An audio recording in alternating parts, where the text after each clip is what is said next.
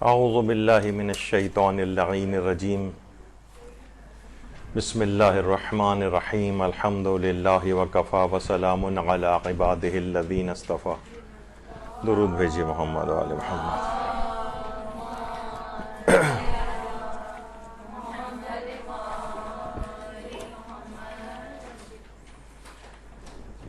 زیارات اور نماز زیارات کے سلسلے کے فقہی احکام.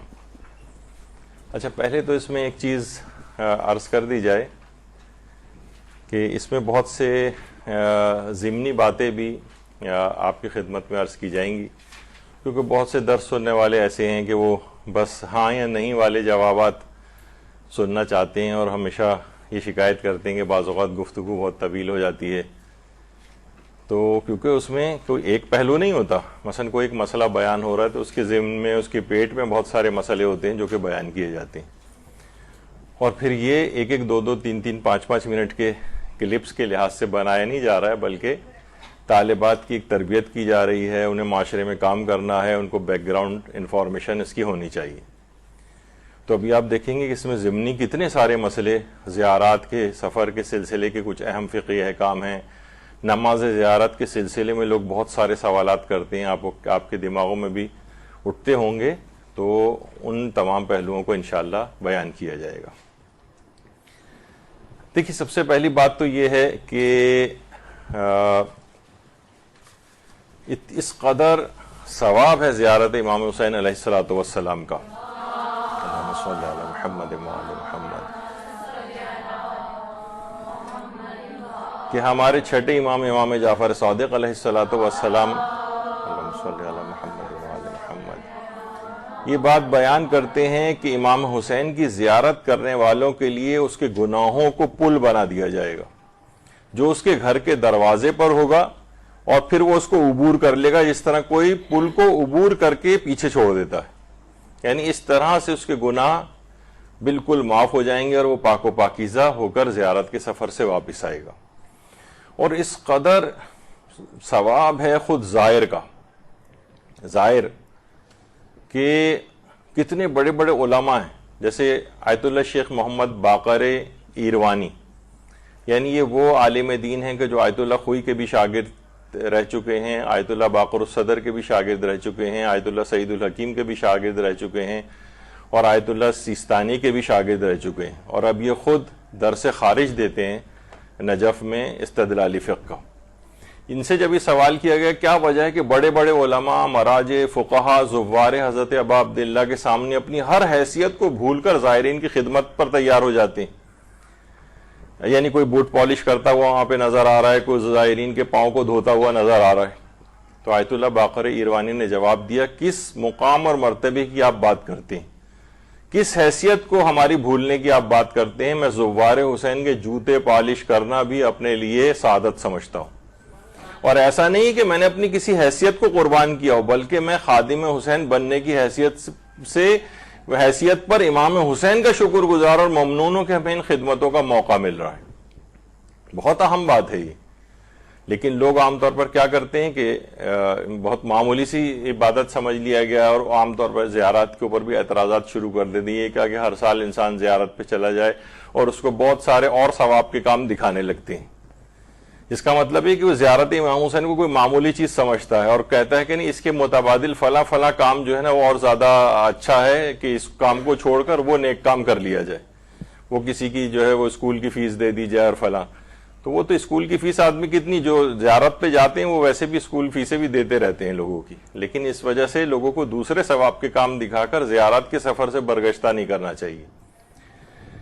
اچھا، اب ایک سوال ہے، ہم مختلف سوالوں کے جواب اس میں دیتے ہوئے جائیں گے کہ کیا امام زادے ہیں اور اصحاب ائمہ ہیں، ان کی قبور کی زیارت کے لیے بھی انسان جاتا ہے؟ کیا ان کی قبور کی زیارت کے بعد نماز زیارت پڑھنا مستحب ہے؟ مثلا کون کون سے اصحاب ائمہ ہیں جناب؟ جیسے حضرت کمیل ابن زیاد ہیں. حضرت کمیل ابن زیاد کس قدر عظیم المرتبت صحابی ہیں حضرت امیر المومنین علیہ السلام کے. اللہم صلی علی محمد و آل محمد.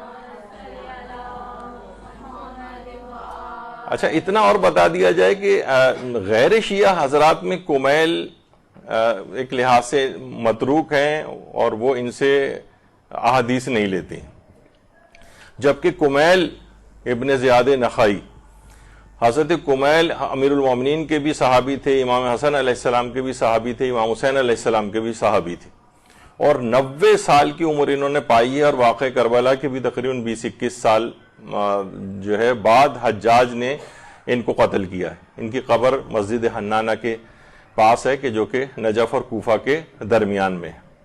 یہ کتنے عرصے پہلے ایک زمانہ تھا کہ حضرت کمیل کا روضہ اس انداز سے ہوا کرتا تھا، لیکن اب ظاہر ہے بڑا پرشکو اس لحاظ سے ہو گیا ہے، اور لوگ یہاں پر جاتے ہیں اور یہاں پر جا کر ان کی زیارت وغیرہ بھی پڑھتے ہیں، اور انہی سے وہ ہے دعائے کمیل۔ دعائے کمیل آپ کو پتہ ہے کہ ہر شب جمعہ خود مولا امیر المومنین علیہ السلام نے حضرت کمیل سے یہ بات فرمائی تھی کہ اے کمیل ہر شب جمعہ اس دعا کو پڑھنا چاہیے، اور یا ورنہ زندگی میں کم سے کم ایک مرتبہ تو اس کو پڑھنا چاہیے، اور ایک دفعہ بھی اگر کوئی پڑھ لے اس کو تو اس کے تمام امور کی کفایت ہو جائے گی، اس کا رزق بہت وسیع ہو جائے گا، اور وہ شخص مغفرت سے محروم نہیں ہوگا کہ جو کہ دعائے کمیل پڑھتا ہے۔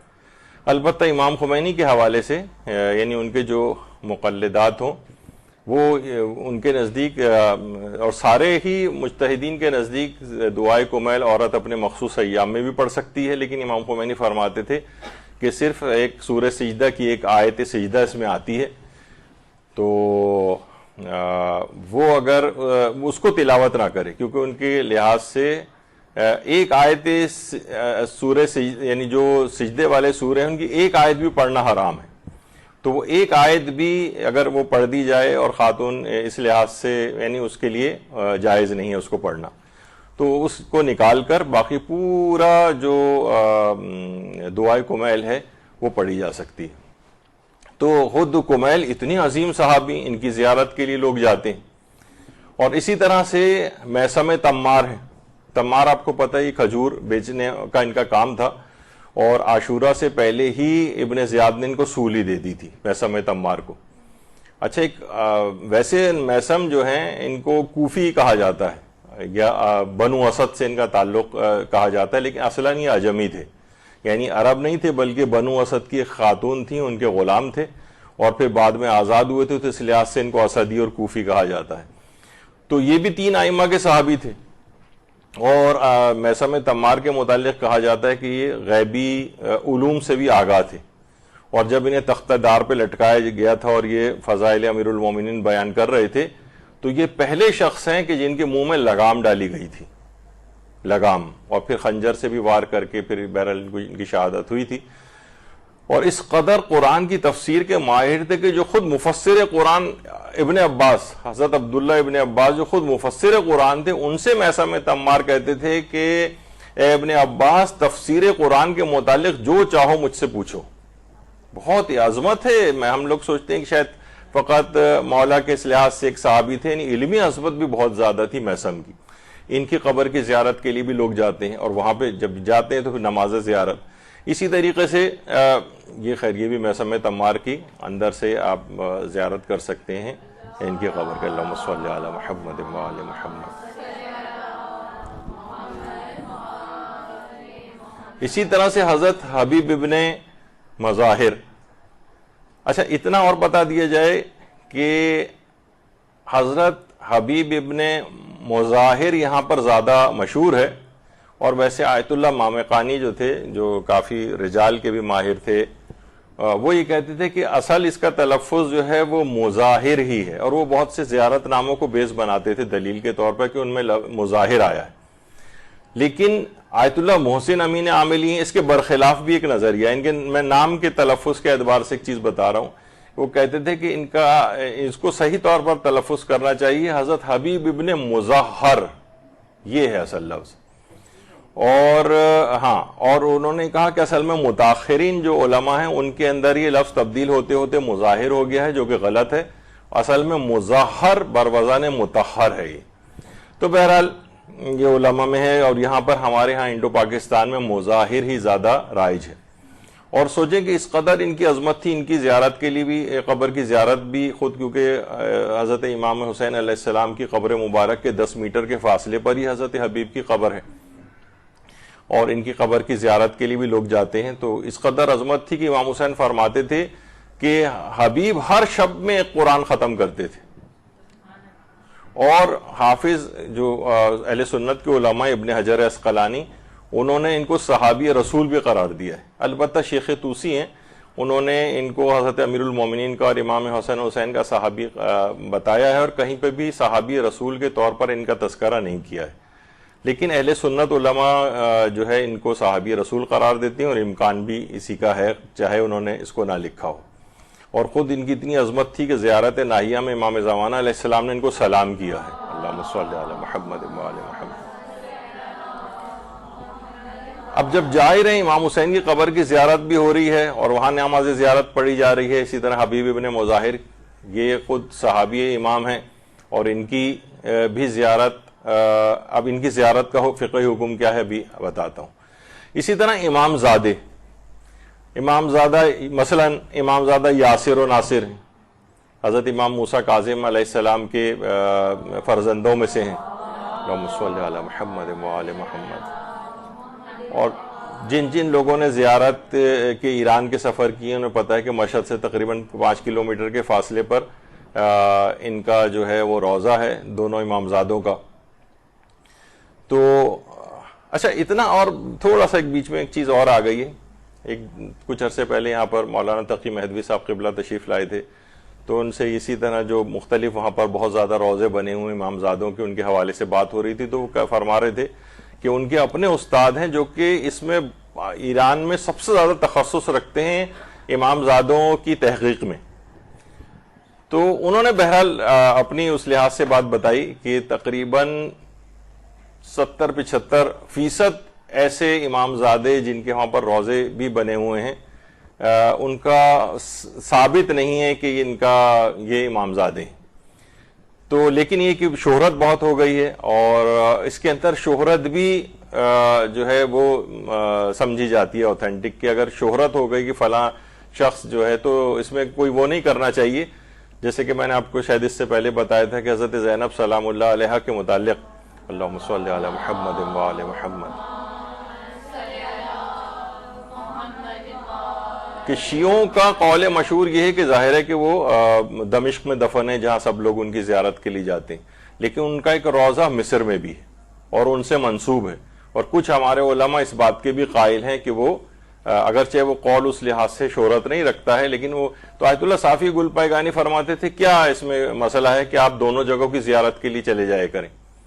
یہ تو خیر ہے ہی قول مشہور اور اطمینان بخش ہے کہ ان کا روضہ یہی ہے. اور لیکن یہ کہ جب ایک احتمال اور امکان موجود ہے، اور وہ بھی علماء اس کے بھی کچھ قائل رہے ہیں، یا بہت کچھ علماء ایسے بھی ہیں کہ مثلا جن کا محسن امین عاملی، وہ ان کا نظر یہ تھا کہ حضرت زینب مثلا مدینہ منورہ ہی میں دفن ہے. وہ کہتے ہیں ان کا مدینہ آنا تو ثابت ہے، لیکن مدینہ سے باہر جانا ثابت نہیں. تو علماء میں تاریخی بہت سے اصل میں چیزیں ہمارے ہاں بہت زیادہ عقائد کی طرح سے تاریخ کی باتوں کو لے لیا جاتا ہے، لیکن بہرحال قول مشہور وہی ہے کہ وہ دمشق میں دفن ہے. تو میں یہ بتا رہا تھا کہ بہت سے امام زادوں کے حوالے سے یہ ہوتا ہے کہ ان کا ہونا ثابت بھی نہیں ہے، لیکن پھر بھی آیت اللہ تقی بہجت یہ بات فرماتے تھے کہ اولاد ائمہ کے قبور کی زیارت کے لیے جایا کرو. یہ تمام حضرات جو ہیں ایک میوے کی مثال ہے، یعنی وہ اس کی مثال دیتے تھے جیسے مختلف وائٹامنس ہوتے ہیں، اور ہر وائٹامن کی الگ خصوصیت ہوتی ہے. Vitamin A, B, C, D اور وائٹامن کے، اور اس طرح سے بہت ساری ورائٹی. ہر وائٹامن کے الگ الگ خصوصیات اور فائدے ہیں، ہر پھل کے الگ خصوصیات اور فائدے ہیں.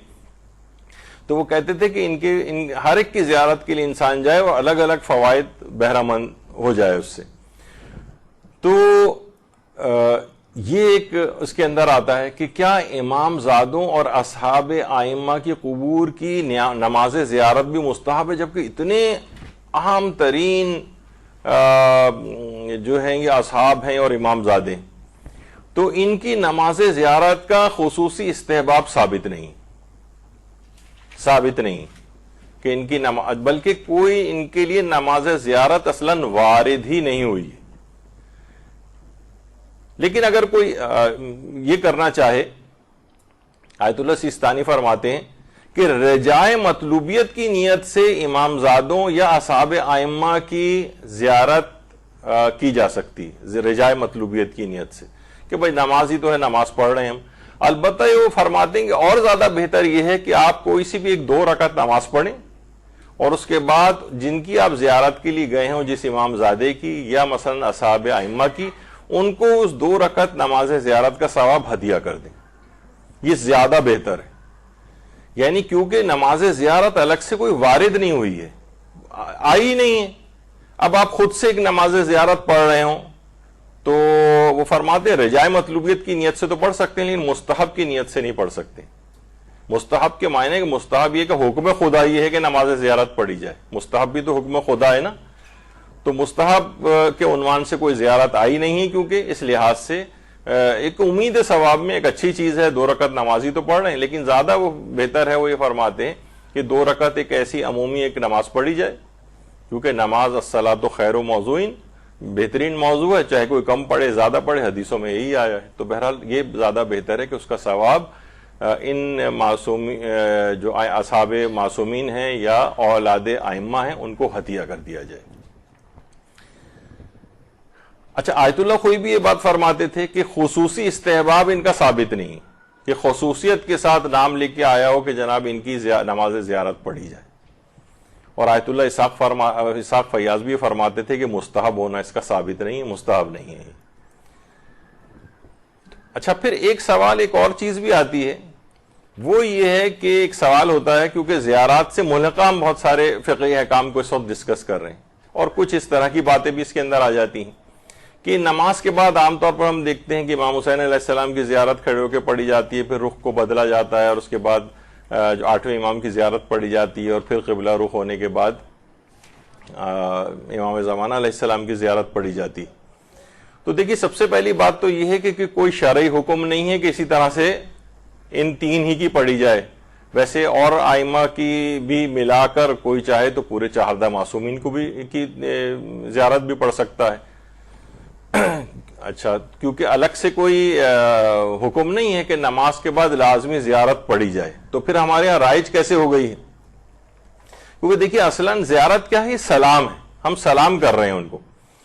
دیکھیے اس کی وجہ، رائج ہونے کی وجہ شاید جنہوں نے رائج کی ہو اس کو، اور شیعہ ثقافت میں اس لحاظ سے آ گئی ہے کہ امام حسین علیہ السلام نے اس قدر عظیم قربانی دی، تو ایسا نہ ہو ایک بالکل ایک جنگل بیابان میں وہ شہید کر دیے گئے، تو ایسا نہ ہو کہ ان کی اس عظیم قربانی کو بھولا دیا جائے، تو روزانہ ہر نماز کے بعد ان کو سلام کر کے ان کو یاد کیا جائے۔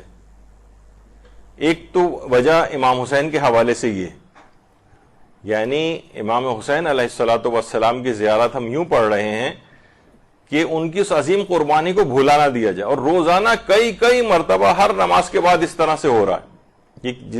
جس اعتبار سے بھی اس کو رائج کیا گیا، بہت اچھا رائج کیا گیا، اگرچہ یہ نماز کا جز نہیں ہے، لیکن یہ کہ بہرحال اس کو رائج کیا گیا تو بہت اچھا ہے کہ لوگ اس کو کہیں بھلا نہ دیں۔ اسی طریقے سے مثلاً حضرت امام علی رضا علیہ السلام کی زیارت جو ہے وہ پڑھی جاتی ہے، اللہم صلی علی محمد وآل محمد، کہ امام تمام لوگوں سے دور ایک غریب الوطنی میں شہید کر دیے گئے، ایسا نہ ہو کہ ان کی زیارت کو بھی بھلا دیا جائے اور ان کو فراموش کر دیا جائے، تو ان کی زیارت کو بھی الگ سے 8ویں امام کی کو خاص طور پر یہ رائج کیا گیا۔ اور ایسا نہ ہو کہ امام زمانہ علیہ السلام کی طولانی غیبت سے لوگ اتنی غیبت کا زمانہ اتنا طولانی ہو گیا کہ ان کو بھی کہیں فراموش نہ کر دیا جائے، تو ہر نماز کے بعد ان کو سلام کر کے ان کو یاد رکھا جائے۔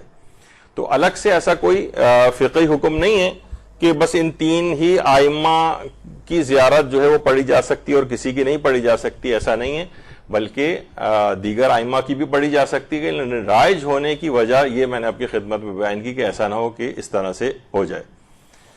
اور اس لحاظ سے دیکھیں یہ ضروری نہیں ہے، بلکہ علماء کے ہاں تو اس قدر رائج ہے یہ چیز کہ آیت اللہ شیخ عبد الکریم حائری، یہ تو جنہوں نے حوضہ علمیہ قم قائم کیا، یہ تو نماز کے شروع کرنے سے پہلے 3 مرتبہ امام حسین پر سلام کیا کرتے تھے۔ ہمارے ہاں تو نماز کے بعد ہے نا زیارت پڑھی جاتی ہے، وہ تو نماز کے شروع میں بھی پڑھا کرتے تھے۔ جب ان سے پوچھا گیا کہ کیا یہ آپ کسی روایت کی بنا پر ایسا کرتے ہیں، فرماتے تھے نہیں روایت تو کوئی نہیں ہے، لیکن میں اس نماز، ذکر اور یاد خدا کو امام حسین کے مرہون منت جانتا ہوں۔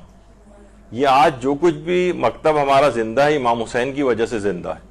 اور آیت اللہ شیخ عبدالکریم حائری جن کی فوٹو بھی اوپر نظر آ رہی ہے، یہ خاک کربلا کی بنی ہوئی ایک تصویر کو باقاعدہ اپنے امامے کے اوپر رکھتے تھے اور اس کے بعد پھر نماز شروع کیا کرتے تھے۔ تو بہرحال یہ علماء کی عقیدت کا تو اس قدر انداز ہے کہ یہ نہیں کہ ہم نماز کے بعد صرف وہ ان کے اوپر سلام کریں۔ بہت سے علماء جیسے شیخ عبدالکریم حائری تو 3 دفعہ نماز سے پہلے امام حسین پر سلام کرتے تھے، اور اس کی ایک وجہ بھی بیان کرتے تھے، ہم جلدی سے اس کو ذکر کر دیتے ہیں۔ شیخ عبدالکریم حائری فرماتے ہیں کہ میں کربلا میں تھا، ایک مرتبہ میں نے دیکھا خواب میں کہ کوئی مجھ سے کہہ رہا ہے کہ اپنے تمام کاموں کو سمیٹ لو کیونکہ 3 دن بعد تم انتقال کر جاؤ گے۔ کہہ رہے ہیں تیسرے دن میری طبیعت شدید خراب ہو گئی، یہاں تک کہ بالکل موت کا وقت آن پہنچا۔ فرماتے ہیں ملک الموت میری روح قبض کرنا چاہتا تھا تو میں نے آخری لمحے اپنے سر کو کربلا کی جانب کیا اور عرض کیا یا ابا عبداللہ میں موت سے اتنا خوفزدہ نہیں ہوں، لیکن میں آپ کے دین اور مکتب کے لیے کوئی اہم کام کر کے جانا چاہتا ہوں۔ جب میں نے یہ التماس کی تو دیکھا ایک فرشتے نے ملک الموت سے کہا کہ مولا ابا عبداللہ علیہ السلام نے یہ بات بیان فرمائی ہے کہ عبدالکریم نے ہم سے توسل کیا ہے، لہٰذا اسے مہلت دے دو۔ اس کے بعد ملک الموت چلا گیا، میں ہوش میں آیا تو دیکھا کہ مجھ پہ کپڑا ڈال دیا گیا ہے، لوگ گریا کر رہے ہیں، وہ سوچ رہے تھے کہ میں مر گیا ہوں۔ میں اٹھنا چاہتا تھا لیکن حرکت نہیں کر سکتا تھا، تو انہوں نے کہا کہ میں نے بہت سختی سے اپنے بدن کو حرکت دی، تو میرے اطراف میں کھڑے ہوئے لوگوں نے کہا کہ یہ مرے نہیں ہیں، ان کا تو بدن حرکت کر رہا ہے۔ کپڑے کو ہٹایا گیا تو میں دوبارہ زندہ ہو گیا۔ آپ کے بیٹے نے بھی اس داستان کو بہت مفصل بیان کیا ہے، وہ لکھتے ہیں کہ اس کے بعد آپ نے امام حسین کے اس معجزے کی برکت سے حوزہ علمیہ قم کی بنیاد رکھی۔ گنجینہ دانشمندان جو کتاب ہے، درود بھیجیے محمد و آل محمد پر۔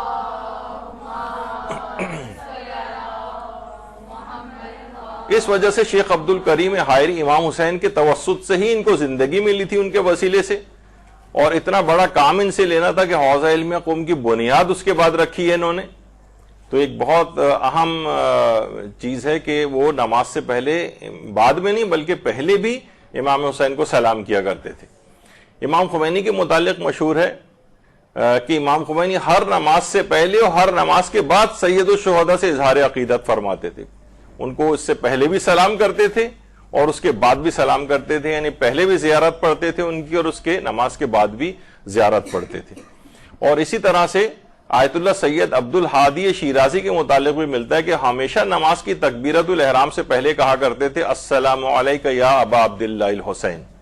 فرماتے تھے کہ نماز کی تکبیرۃ الاحرام سے پہلے امام حسین کی زیارت کا مختصر سا جملہ نماز میں خشوع و خضوع پیدا کرنے کے لیے بہت مجرب ہے۔ اچھا، جو افراد جنہوں نے اس کی پریکٹس کی ہے وہ خود آ کر، یعنی جب یہ بات بتائی گئی تو کتنے لوگوں نے ہمیں بات بتائی کہ واقعتاً ہم نے جب سے یہ کرنا شروع کیا تو ہمارا نمازوں میں خشوع و خضوع پہلے کی نسبت بہت زیادہ بہتر ہو گیا۔ تو بہرحال نماز سے پہلے سلام کرنا، نماز کے بعد سلام کرنا، یہ علماء کی اس میں بھی رائج رہا ہے، اور امام حسین کی خصوصیت اس لحاظ سے زیارت کی یوں بنی ہے کہ دین پورا انہوں نے بچایا ہے، تو اس لحاظ سے ان کی یاد کو باقی رکھنے کے لیے یہ چیز رائج ہو گئی، اللہ نے رائج کروا دی۔ اچھا، ایک چیز اور زیارت پڑھنے کے حوالے سے ہے کہ کیا زیارت پڑھتے وقت انگلی سے اشارہ کرنا ضروری ہے؟ انگلی سے۔ تو اب دیکھیے کہ روایت کے اندر بہت سے لوگ اس کا مذاق اڑانے لگے، بھئی یہ اشارہ انگلی سے کرنے کی کیا ضرورت ہے؟ تو حضرت امام جعفر صادق علیہ السلام نے، اللہم صلی علی محمد و آل محمد، ایک راوی ہے صدیر، اس سے کہا کہ آیا تم ہر روز قبر حسین کی زیارت کرتے ہو؟ تو اس راوی کہتا ہے میں نے کہا میں آپ پر قربان جاؤں، میں نہیں، روز تو نہیں کرتا۔ اس پر آپ نے فرمایا کہ تم کس قدر جفاکار ہو؟ امام نے فرمایا کہ کیا ہر جمعے، ہر ماہ اور ہر سال زیارت کرتے ہو؟ میں نے کہا کچھ سال ایسے تھے جن میں نے زیارت کی تھی۔ امام نے فرمایا صدیر تم لوگ امام حسین کے ساتھ کیسی جفا کرتے ہو؟ پھر امام نے زیارت امام حسین کی فضیلت بتا کے سوال کیا کہ تم ہر جمعے کو 5 مرتبہ اور ہر دن میں 1 مرتبہ روضہ حسین کی زیارت نہیں کرتے ہو؟ میں نے کہا آپ پر فدا ہو جاؤں، ہمارے اور روضہ حسین کے درمیان تو کئی فرسخ کا فاصلہ ہے، یعنی کیسے زیارت کروں؟ تو امام نے فرمایا اپنے گھر کی چھت پر جاؤ، کھلے آسمان کے نیچے، یعنی پھر دائیں بائیں دیکھو اور اپنا سر آسمان کی طرف بلند کرو اور روضہ اقدس کی سمت اشارہ کر کے کہو، یعنی انگلی سے اشارہ، السلام علیکہ یا ابا عبداللہ، اور اس کے بعد السلام علیکہ ورحمۃ اللہ وبرکاتہ، جو مختصر ترین نمازیں، جو مختصر ترین زیارت امام حسین ہے۔ پس اس سے تمہارے لیے ایک زیارت لکھی جائے گی، اور وہ زیارت حج و عمرے کے برابر ہوگی۔ صدیر کا بیان ہے کئی بار ایسا ہوتا ہے کہ مہینے میں 20 مرتبہ سے بھی زیادہ یہ عمل کیا کرتا تھا۔ اچھا، اب اس کے اندر بھی آپ نے دیکھا کہ انگلی سے اشارے کا تذکرہ کئی روایتوں میں آیا، ایک تو اسی روایت کے اندر آیا ہے۔ اچھا، یہاں پہ ایک چیز اور بتا دی جائے کہ آپ نے دیکھا کہ اس کے اندر یہ بات کہی گئی ہے کہ اپنے گھر کی چھت پر جاؤ۔ یہ چھت پہ جانے کا کیوں ہے؟ ویسے الگ سے تو روایتوں میں نہیں آیا، لیکن علماء نے کچھ حکمتیں اس کی بتائی ہیں کہ دیکھیے اس زمانے میں ادوار تقیہ اتنے سخت گزرے ہیں تاریخ میں کہ وہ یعنی اپنے ہی گھر میں، اب تو خدا کا شکر ہے کہ پورا گھر ہی محبان اہل بیت پر مشتمل ہوتا ہے۔ پہلے کوئی بھروسہ نہیں ہوتا تھا کہ سگا بھائی دشمن اہل بیت ہے، بیوی دشمن اہل بیت اندر چھپی ہوئی اس کے اندر ہے، اور حاکموں کے جاسوس اس لحاظ سے ہوا کرتے تھے۔ اب اگر امام حسین کو گھر میں اس طرح سے سلام کریں گے سب کے سامنے تو پکڑ میں آئیں گے، مخبری ہو جائے گی، جان کو خطرہ ہے۔ تو اس زمانے میں ایک لگتا ایسا ہے کہ ان ادوار تقیہ کی وجہ سے، سخت ترین ادوار کی وجہ سے حکم ہوا کہ کھلے آسمان کے نیچے جاؤ، یعنی کوئی دیکھنے والا نہ ہو، گھر کی چھت پہ چلے جاؤ۔ عام طور پر وہاں اس طرح سے افراد نہیں ہوتے کہ کسی پر یعنی کسی کی نگاہ اس لحاظ سے نہ پڑے۔ لیکن یہ کہ کیونکہ روایت میں آیا تو اب بھی بہت سارے زیارات کے سلسلے میں لوگ کھلے آسمان میں یا گھر کی چھت پر جا کر زیارات کو پڑھتے ہیں، لیکن شاید یہ ادوار تقیہ کی وجہ سے ہے کہ جانوں کو بچانے کے لیے ایسا حکم دیا گیا ہو شاید۔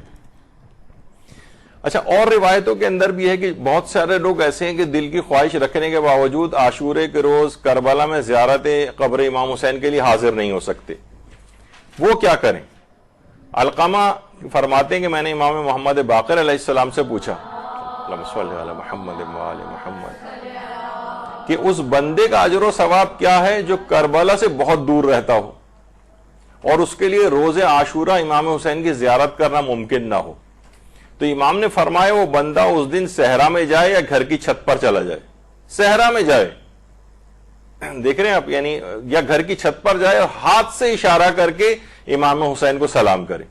یہاں پہ بھی انگلی سے، ہاتھ سے اشارے کا تذکرہ آیا، اور پھر امام کے قاتلوں پر لعنت کرے اور 2 رکعت نماز پڑھے اور توجہ کرے کہ اس کام کو روز عاشورہ ظہر سے پہلے انجام دے۔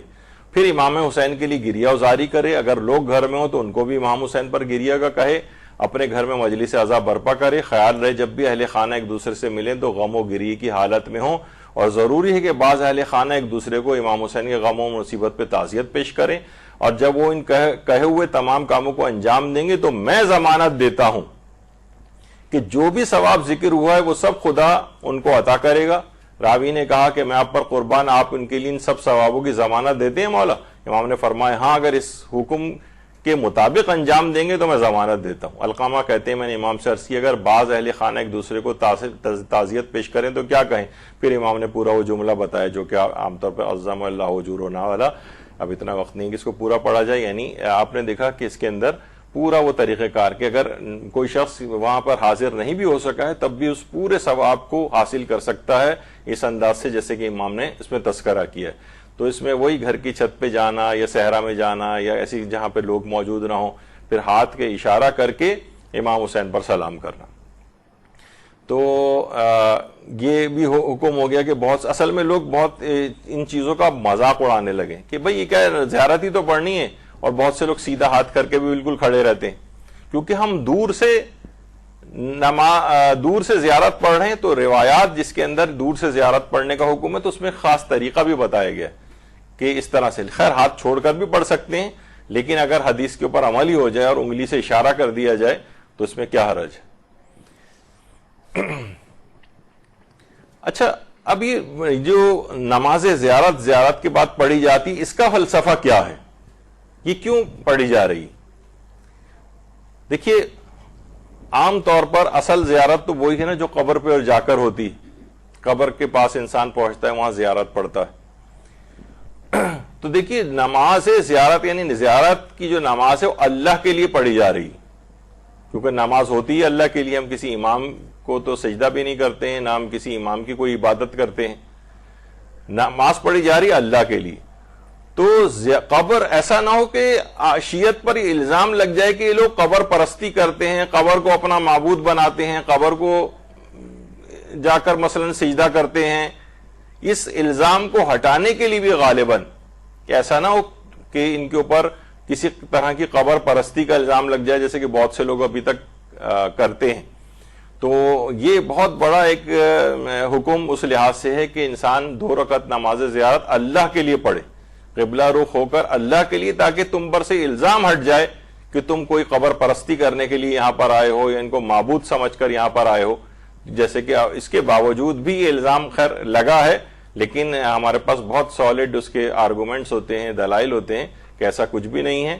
ہم کوئی قبر پرستی نہیں کرتے ہیں، قبر کی زیارت کا حکم دیا گیا ہے، اور امام حسین کی قبر کی زیارت کو تو الگ سے کتنی کثیر تعداد میں حکم موجود ہے.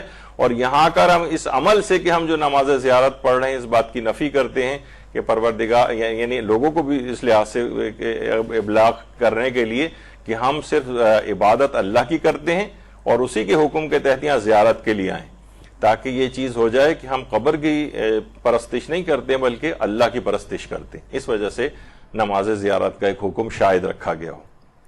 یعنی اس میں مختلف احتمالات ہیں. بہرحال اچھا، اب کیا نماز زیارت سے پہلے اذان و اقامت دی جا سکتی؟ ایک سوال ہے یہ بھی. نماز زیارت سے پہلے اذان و اقامت، تو اس کا جواب یہ ہے کہ نماز زیارت سے پہلے اذان و اقامت کا کوئی فقہی حکم، کوئی اللہ کا حکم موجود نہیں، غیر مشروع ہے. یعنی مشروعیت اس کی نہیں ہے، شریعت میں اس کا کوئی حکم نہیں ہے. حتیٰ کہ رجائے مطلوبیت کی نیت سے بھی اذان و اقامت اس کے لیے نہیں دی جا سکتی. یعنی آیت اللہ سیستانی بھی فرماتے ہیں کہ رجائے مطلوبیت کے لیے کم سے کم کوئی ایک حدیث تو ہونی چاہیے. مثلا کوئی ضعیف حدیث ہی اگر ہوتی بالفرض جس کے اندر یہ ہوتا کہ نماز زیارت سے پہلے اذان و اقامت دو، تو مجتہد کہہ دیتا ہے کہ چلو حدیث ضعیف ہی تو ہے، رجائے مطلوبیت کی نیت سے دے دو اذان و اقامت. لیکن یہاں پر کوئی مشروعیت ہی نہیں، کوئی ضعیف سے ضعیف حدیث بھی موجود نہیں. دیکھیے بہت سی اذان و اقامت جس طریقے سے یہ نماز جنازہ پڑھی جاتی ہے تو الصلاۃ الصلاۃ 3 دفعہ کہا جاتا ہے، لیکن الگ سے کوئی اذان یا اقامت کہنے کا حکم نہیں. وہ بھی اس لحاظ سے روایات میں آیا ہے تو الصلاۃ الصلاۃ 3 دفعہ جو ہے وہ کہا جاتا ہے اس سے پہلے، لیکن اس میں کوئی مشروعیت نہیں ہے. تو نماز زیارت سے پہلے کسی اذان اور اقامت کی کوئی ضرورت نہیں، اور براہ راست جو ہے وہ نماز زیارت تکبیرۃ الاحرام کہہ کے پڑھی جائے. نماز زیارت کی نیت کیسے کی جائے؟ بس نیت یہی کی جاتی کہ نماز زیارت پڑھ رہے ہیں. اصلاً اس پہ بھی ہماری پوری جو نماز، بہترین نماز کیسے پڑھے گی، جو ایک سیریز چلی تھی تو اس میں نیت کی بھی چیزیں بہت ساری بتائی گئی تھیں.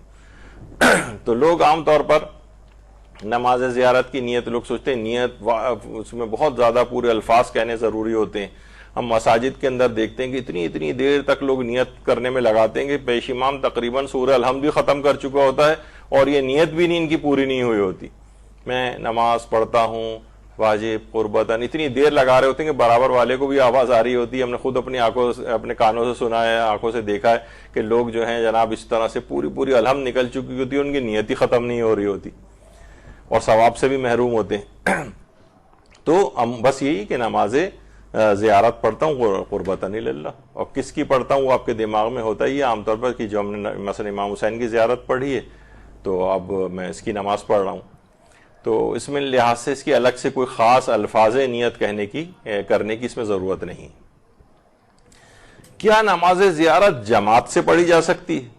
جماعت سے مثلا یہ عام طور پہ دماغ میں آتا ہے کہ پورا کاروان گیا ہوا ہے کسی جگہ اور وہ بعض اوقات جلدی بھی کر رہے ہوتے ہیں. اب ہر شخص کو اگر چھوڑ دیا جائے عام طور پر کہ بھئی نماز زیارت سب لوگ پڑھ لیں تو کوئی دیر سے پڑھ رہا ہے، کوئی اور کاروان کو چلانا ہوتا ہے، تو دماغوں میں آتا ہے کہ ایسا نہ ہو کہ ایک جماعت کرا دی جائے تاکہ لوگ فوراً ایک ہی حدلے میں فارغ ہو جائیں جلدی سے 2 رکعت نماز پڑھ کے. تو یہ دماغ میں رہے کہ 2-3 صرف نمازوں کو چھوڑ کر کسی بھی مستحب نماز کی جماعت نہیں ہو سکتی. مثلا کوئی کہے کہ نماز جو شب ہے ہم جماعت کے ساتھ پڑھ لیں، نہیں، مشروعیت نہیں ہے، جائز نہیں ہے اس طرح سے پڑھنا. صرف 2-3 جیسے میں نے کہا، مثلا عیدین کی نماز غیبت امام میں مستحب ہے، لیکن اصلاً جب یہ واجب نمازوں میں سے ہے کہ امام زمانہ علیہ السلام جب ظہور فرمائیں گے اللہم صلی علی محمد وآل محمد، تو عیدین کی نماز جو ہے واجب ہو جائے گی اس زمانے میں. تو بہرحال لیکن غیبت میں یہ مستحب ہے، لیکن اس کے لیے بھی یہ جماعت کے ساتھ جو ہے وہ پڑھی جا سکتی ہے. اسی طریقے سے ایک مستحب نماز ہے، آپ نے سنا ہوگا نماز استسقاء، جو کہ عام طور پر بارشیں وغیرہ نہیں ہوتی ہیں تو اس وقت نماز وہ بھی جماعت سے پڑھی جاتی ہے، اس کا استثناء ہے، اس کا الگ سے روایت میں آیا ایکسیپشن ہے وہ. اور ایک نماز اور ہے جس میں علماء میں تھوڑا سا ایک اختلاف ہے، اگرچہ آیت اللہ سیستانی اور آیت اللہ خوئی وہ تو کہتے ہیں کہ اشکال ہے اس نماز میں، وہ ہے نماز عید غدیر کے روز. جو نماز عید غدیر ہے وہ جماعت کے ساتھ پڑھنا ایک مستحب نماز ہے، تو اس کو جماعت سے پڑھنا. لیکن آیت اللہ سیستانی فرماتے ہیں اشکال ہے جماعت میں، یعنی جماعت صحیح نہیں ہے اس کی. آیت اللہ خوئی بھی یہی فرماتے تھے، اور بہت سے علماء تو منع کرتے ہیں اس سے. رہبر معظم کا فتویٰ ہے کہ وہ جماعت کے ساتھ نہیں پڑھی جا سکتی، آیت اللہ سیستانی کی اشکال ہے. لیکن پھر بھی اس پہ کیا کرتے ہیں لوگوں کا ایک دم سے بہت زیادہ انٹرنیٹ اور سوشل میڈیا پہ جب عید غدیر آئے گی تو آپ دیکھیں گے کہ اس سے پہلے لوگ بہت زیادہ اس کے خلاف لکھنا شروع ہو جاتے ہیں، کیونکہ آیت اللہ سیستانی نے اشکال لگایا ہے، رہبر معظم نے بھی فتویٰ دیا ہے. لیکن ایسا نہیں ہے، دیگر اگر مراجع کو دیکھیں تو بہت سے مراجع اس نماز کو جماعت سے پڑھنے کے قائل ہیں. جیسے میں نے کہا کہ فقہی مسئلہ اختلافی ہے، تو دوسرے مراجع اور ان کے مقلدین کو اسپیس دینی چاہیے. یعنی ایسا نہ ہو کہ آپ کہیں کہ بھائی کیونکہ میرے مرجع اس کو منع کر رہا ہے تو بس میں یہ نہ سب پہ لاگو کروں گا اور اس کی تبلیغ کروں گا کہ اس کے علاوہ ہر مرجع کی بات غلط ہے. یہ ایک بہت عجیب و غریب اور ایک غلط رجحان پیدا ہو گیا ہے. ہر مرجع کو اس لحاظ سے اس کے فتوے کا ایک احترام ہے، وہ والا احترام لوگوں کو دینا چاہیے. تو مثلا آیت اللہ بہجت کہتے تھے رجائے مطلوبیت کی نیت سے، جو کہتے تھے کہ نماز عید غدیر جو ہے وہ پڑھی جا سکتی ہے. اور اسی طریقے سے آیت اللہ صافی گل پائیگانی تو مستحب سمجھتے ہیں کہ نماز عید غدیر کو جماعت کے ساتھ پڑھا جائے. آیت اللہ صادق روحانی جو ہے موجودہ مجتہدین کی اس میں آتے ہیں زندہ مراجع میں سے، وہ بھی اس بات کے جو ہے وہ قائل ہیں کہ اس کو پڑھا جا سکتا ہے. تو بہرحال یہ ایک دماغ میں رہے. تو لیکن نماز زیارت جو ہے مستحب نماز ہونے کی بنا پر یہ اس قانون کے اندر آتی ہے، کوئی مستحب نماز جماعت سے نہیں پڑھی جا سکتی. اور وہ جو 2-3 استثناءات میں نے پیش کیے ہیں وہ عام قانون کے اندر ایکسیپشن ہے، استثناء ہے. وہ قانون یہی ہے کہ کوئی مستحب نماز جماعت سے نہیں پڑھی جا سکتی. وہ 2-3 ایکسیپشن آئے ہیں، ان کو چھوڑ کر باقی ہر جگہ قانون چلے گا، اور یہ نماز زیارت پر بھی چلے گا.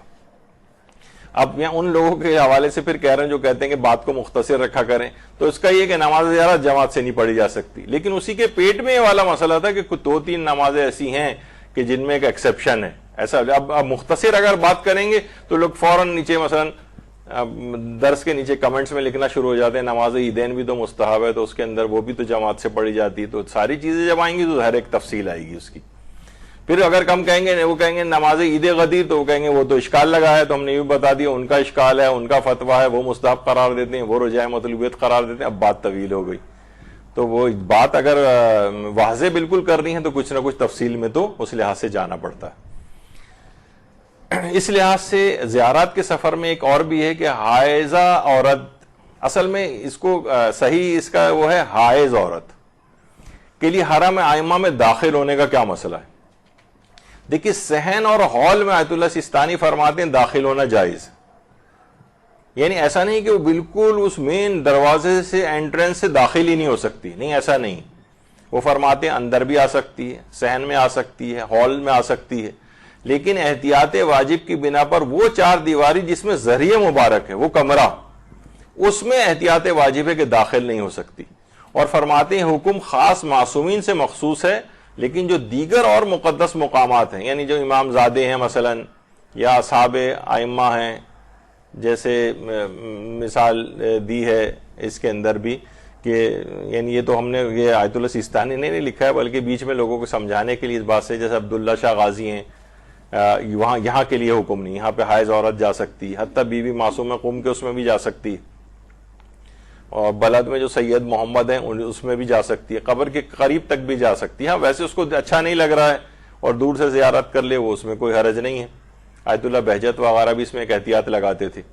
تو لیکن آیت اللہ سیستانی وغیرہ یا رہبر وغیرہ بھی، رہبر معظم یہی فرماتے ہیں کہ صحن اور ہال وغیرہ کے اندر یا وہ جگہیں جو مسجد کے اندر شامل ہیں. مسجد میں بھی ہوتا ہے کہ ایک دروازے سے داخل ہو کر بغیر ٹھہرے دوسرے دروازے سے نکل جائیں، لیکن اس کے لیے ضروری ہے کہ 2 دروازے ہوں. یہ نہیں ہو کہ ایک ہی دروازہ ہے، ہم اندر داخل ہوئے، کونے تک گئے یا چکر لگایا اور پھر وہاں سے پھر واپس اسی دروازے سے واپس آ جائیں. نہیں، پھر اندر داخل نہ ہو. یہ اس وقت ہے کہ جب 2 دروازے ہوں، ایک دروازے سے داخل ہوں اور دوسرے دروازے سے باہر نکل جائیں. تو یہ وہاں زیارت کے حوالے سے ایک یہ مسئلہ آتا ہے. اچھا، حالت حیض میں، حیض و نفاس میں زیارت اور نماز زیارت کا کیا حکم ہے؟ تو زیارت تو کی جا سکتی ہے، لیکن ظاہر ہے کہ نماز زیارت پڑھنا حرام ہے. نماز زیارت نہیں پڑھی جا سکتی، کیونکہ نماز ہے اس کے لیے خاص طہارت کی شرط ہے، خواہ وہ مستحب نمازی کیوں نہ ہو. لیکن زیارت کی جا سکتی ہے، اور وہی ہے کہ دور میں صرف زری والے کمرے کی حد تک اس میں نہ جائیں، باقی دور سے زیارت کر سکتے ہیں، بس اس کمرے کی حد تک نہ جائیں. صحنوں میں یا رواق وغیرہ جو ہیں اور جو ہال بنے ہوتے ہیں یا وہ جگہیں جو مسجد کے حکم میں، صرف وہاں مسجد کے حکم میں جا تو سکتی ہے، لیکن اس میں پھر یہی ہے کہ گزرتے ہوئے چلے جائے، ٹھہرے نہیں. ایسا نہ ہو کہ کسی سے رک کے بیچ میں بات چیت کرنا شروع کر دی ایک جگہ پہ کھڑے ہو کر، یہ حرام ہو جائے گا بغیر ٹھہرے. کیونکہ یہ خانہ کعبہ اور مسجد نبوی وغیرہ میں بھی کہ عورت کبھی وہاں جائے اس وقت پاک ہو، لیکن مسجد میں اندر جا کر وہ اس کیفیت کے اندر اگر ہو جائے تو واجب ہے کہ فوراً نکلے وہاں سے.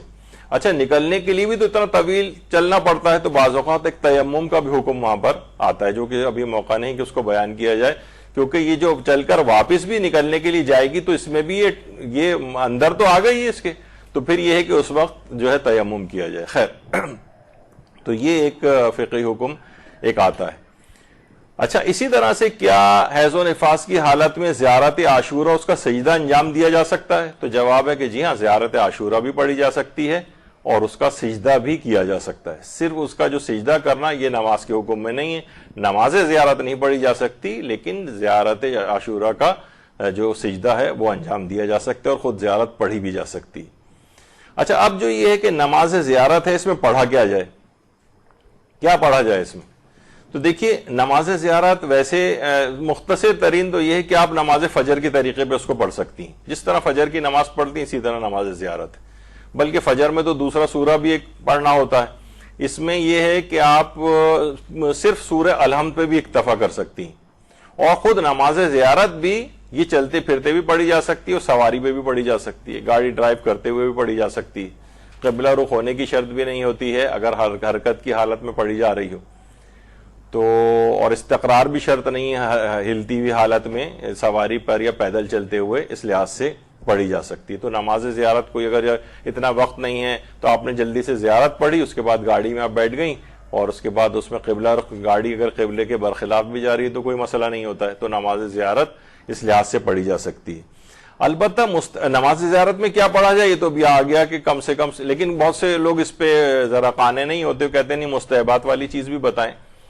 تو اس میں یہ پھر یہ مفاتی کے اندر بھی ہے کہ نماز زیارت میں مستحب یہ ہے یا بہتر یہ ہے کہ الحمد کے بعد پہلی رکعت میں سورہ یاسین پڑھی جائے اور دوسری رکعت میں الحمد کے بعد سورہ رحمان پڑھی جائے. تو یہ اس انداز سے اس نماز کو پڑھا جا سکتا ہے. تو یہ نماز زیارت میں کیا پڑھا جائے، یہ ایک چیز آئی. اچھا، اب نماز زیارت پڑھنے کی جو بہترین جگہیں ہیں یہ کون سی ہیں؟ دیکھیے، بہترین جگہیں جیسے کہ مثلا اگر کوئی شخص قبر رسول صلی اللہ علیہ وآلہ وسلم صلی اللہ علیہ محمد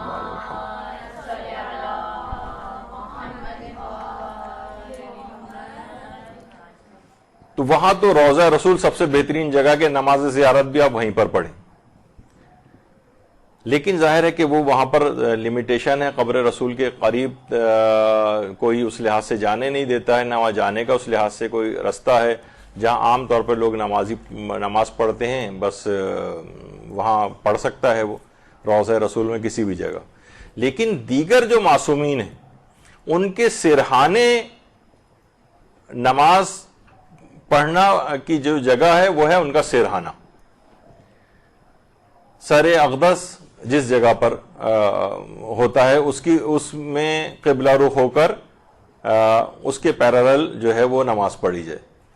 یعنی یہ نہ کرے کہ قبر معصوم کو پیچھے اگر وہ کر رہا ہے، مثلا قبر کے آگے آ کر کھڑا ہو گیا اور وہاں جا کر اس نے نماز شروع کر دی، جیسے کہ خود پیغمبر اکرم صلی اللہ علیہ وآلہ وسلم، اللہم صلی علی محمد وآل محمد،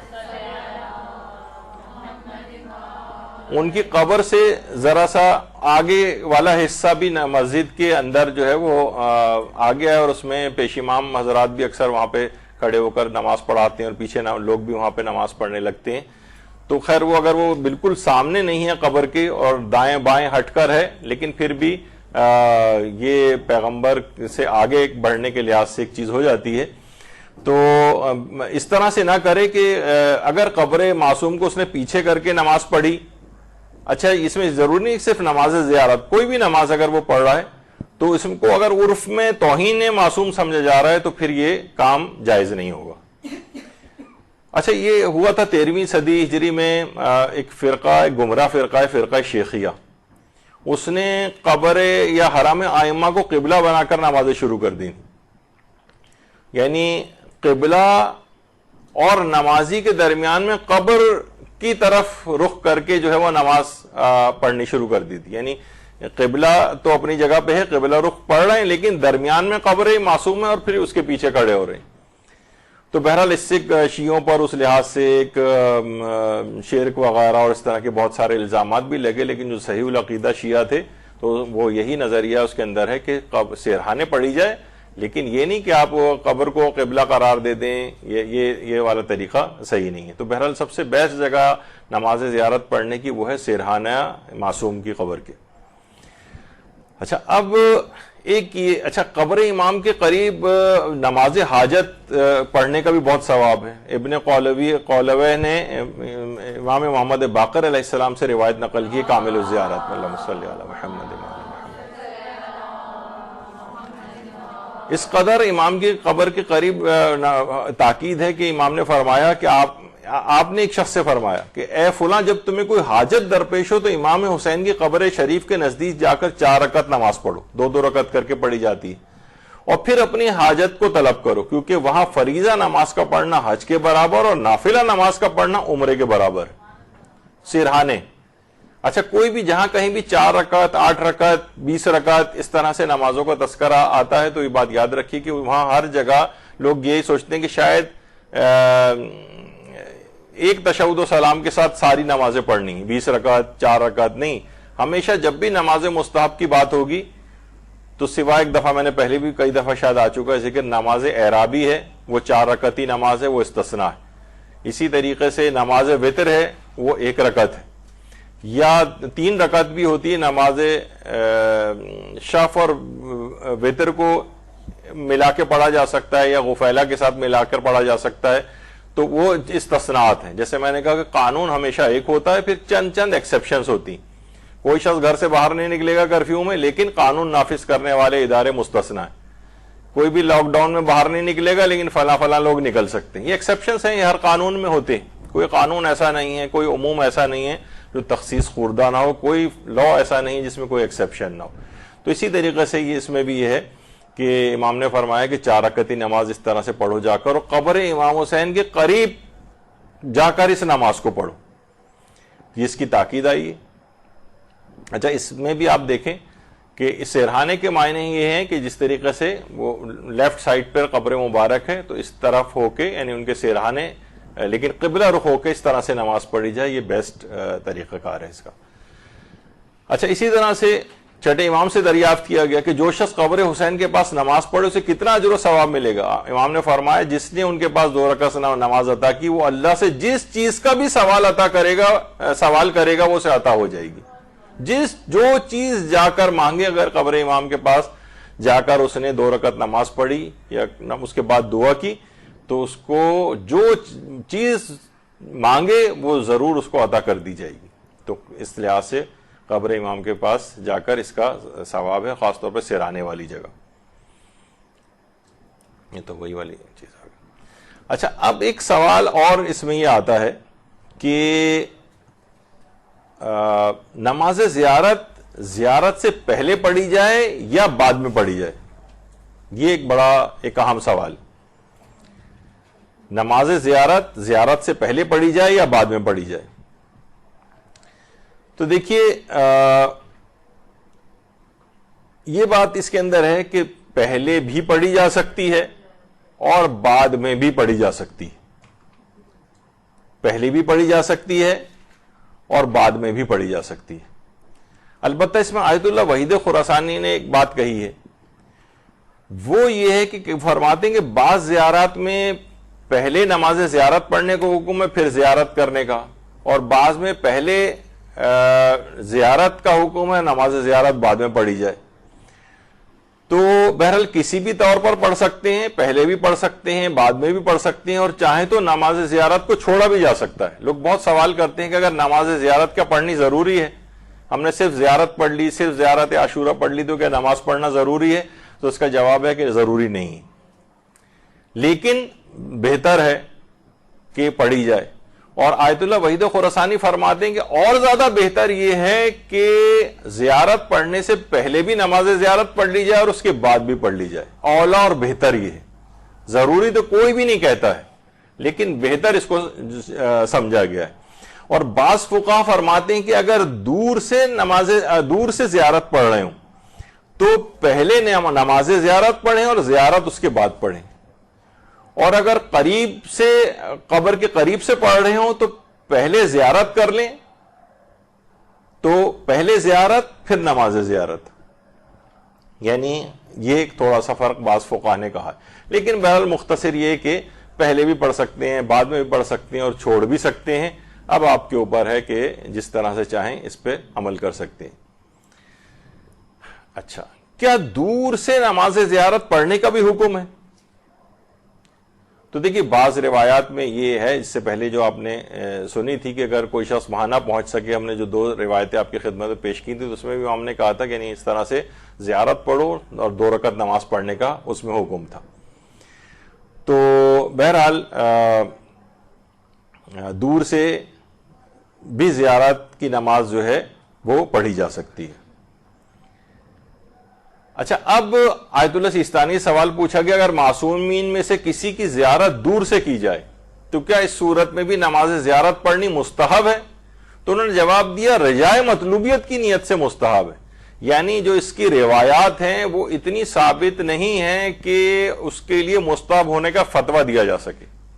دور سے جو زیارتیں پڑھی جاتی ہیں، جیسے ہم اپنے ملک میں یہاں پر نماز زیارت پڑھ رہے ہیں، تو فرماتے ہیں کہ رجائے مطلوبیت کی نیت سے پڑھ لیں، کیونکہ روایت تو آئی ہے جیسے کہ ابھی آپ نے، لیکن وہ اتنی قوی نہیں ہے کہ اس کو یہ کہیں کہ حکم خدا یہ ہے کہ دور سے بھی اگر کوئی شخص زیارت کر رہا ہو تو نماز زیارت پڑھی جائے. تو فرماتے ہیں مستحب، یعنی ثواب ملے گا اس کو، لیکن رجائے مطلوبیت کی نیت سے پڑھے. یستحب برجائے المطلوبیہ، یعنی رجائے مطلوبیت کی نیت سے مستحب قرار دیا، یعنی خاص مستحب ہونے کی نیت نہ کریں بلکہ رجائے مطلوبیت کی نیت کریں. نہیں، وہ بھی رجائے مطلوبیت کی نیت سے پڑھیں، وہ بھی ٹھیک ہو جائیں گی. آپ کو غلط فہمی تھی تو کوئی انشاءاللہ اس کا بھی ثواب ملے گا. اچھا، اب یہ کہ اگر دور سے زیارت عاشورہ پڑھی جائے تو کیا نماز زیارت مستحب ہے؟ تو چاہے زیارت عاشورہ دور سے پڑھی جائے، وہی والی چیز آ جائے گی یہاں پر کہ رجائے مطلوبیت کی نیت سے آپ نماز زیارت جو ہیں وہ پڑھ سکتے ہیں. دور سے مراد یہ کہ دوسرے ملک میں، کیونکہ وہیں پر اگر آپ موجود ہیں تو آپ قبر امام کے قریب ہیں، یہ قریب شمار ہوگا. شہر نہیں، یعنی روضے کے حد تک اندر تو آپ یہ شمار ہوگا کہ آپ قبر امام کے پاس ہیں. ہوٹل کی بات نہیں، وہ پھر بھی دور میں چلا جائے گا. یعنی آپ جہاں پر موجود ہیں قبر امام کے قریب، اس روضے کے احاطے کے اندر جہاں نمازیں وغیرہ پڑھی جاتی ہیں، تو وہ تو قریب شمار ہوگا. رجائے مطلوبیت کی یعنی امید ثواب میں، انشاءاللہ ثواب دے گا اللہ. لیکن ہم یہ نہیں کہہ سکتے کہ اگر ہم کہیں مستحب ہے تو اس کا معنی یہ کہ ہم کہہ رہے ہیں کہ اللہ نے حکم دیا ہے کہ مستحب کی نیت سے پڑھو، کیونکہ روایت اس قدر قوی نہیں ہے اس سلسلے میں سند کے اعتبار سے کہ اس پر مستحب ہونے کا فتویٰ دیا جائے. لیکن رجائے مطلب روایت تو ہے نا موجود. ہمارے ہاں ایک چیز یہ بھی ہے کہ عام طور پر ضعیف روایتوں کو لوگ سمجھتے ہیں کہ شاید ضعیف روایت کے معنی یہ ہیں کہ ضعیف روایت جھوٹی روایت ہے اور اس کو ایک حقیقت ہے روایت ضعیف. ہر شخص ہر جوان جو ہے نا انٹرنیٹ کے اوپر وہ جو ہے وہ ضعیف روایتوں کا ٹھپا لے کے جو ہے نا یہ روایت ضعیف وہ روایت ضعیف. ضعیف کے معنی جھوٹی روایت نہیں ہوتا ہے. ضعیف پہ علماء نے فتوے دیے ہیں. رسالہ عملیہ آپ کے ضعیف روایتوں کے مستحبات سے بھرے ہوئے ہیں اور وہ مراجع حتیٰ کہ خود ہمارے استاد محترم فرماتے ہیں کہ بہت سے میں ان کی چیزوں کا ذکر بھی نہیں کروں گا. نماز میں کتنی ہی رائج چیزیں ایسی ہیں جو ضعیف روایت سے ثابت ہیں جو آپ سمیت تمام بڑے بڑے علماء تک ان کے اوپر عمل کرتے ہیں. لیکن ایسا نہ ہو کہ بتانے سے آپ کا اور استخفاف ہو جائے, آپ کہیں گے اچھا یہ تو ضعیف روایت ہے تو چلو چھوڑو اس کو, ثواب سے بھی آپ محروم ہو جائیں. تو کتنی نماز کے اندر ایسی چیزیں ہیں کہ جو کہ ضعیف روایت سے ہیں, لیکن ضعیف روایت جھوٹی روایت نہیں ہوتی, تو اس کے اوپر عمل کیا جا سکتا ہے. اسی طریقے سے میں بیچ میں بات آ رہی, بہت سارے تاریخی واقعات بھی ہوتے ہیں. تاریخی واقعات کے لیے بھی واجب و حرام کی جو روایتیں ہوتی ہیں, عقائد کی جو روایتیں ہوتی ہیں, ان کا صحیح السند ہونا ضروری ہے. وہ ہم ضعیف روایت پہ نہیں بنا سکتے کہ یہ حرام ہے فلاں چیز کیونکہ ضعیف روایت میں آئی ہے, نہیں.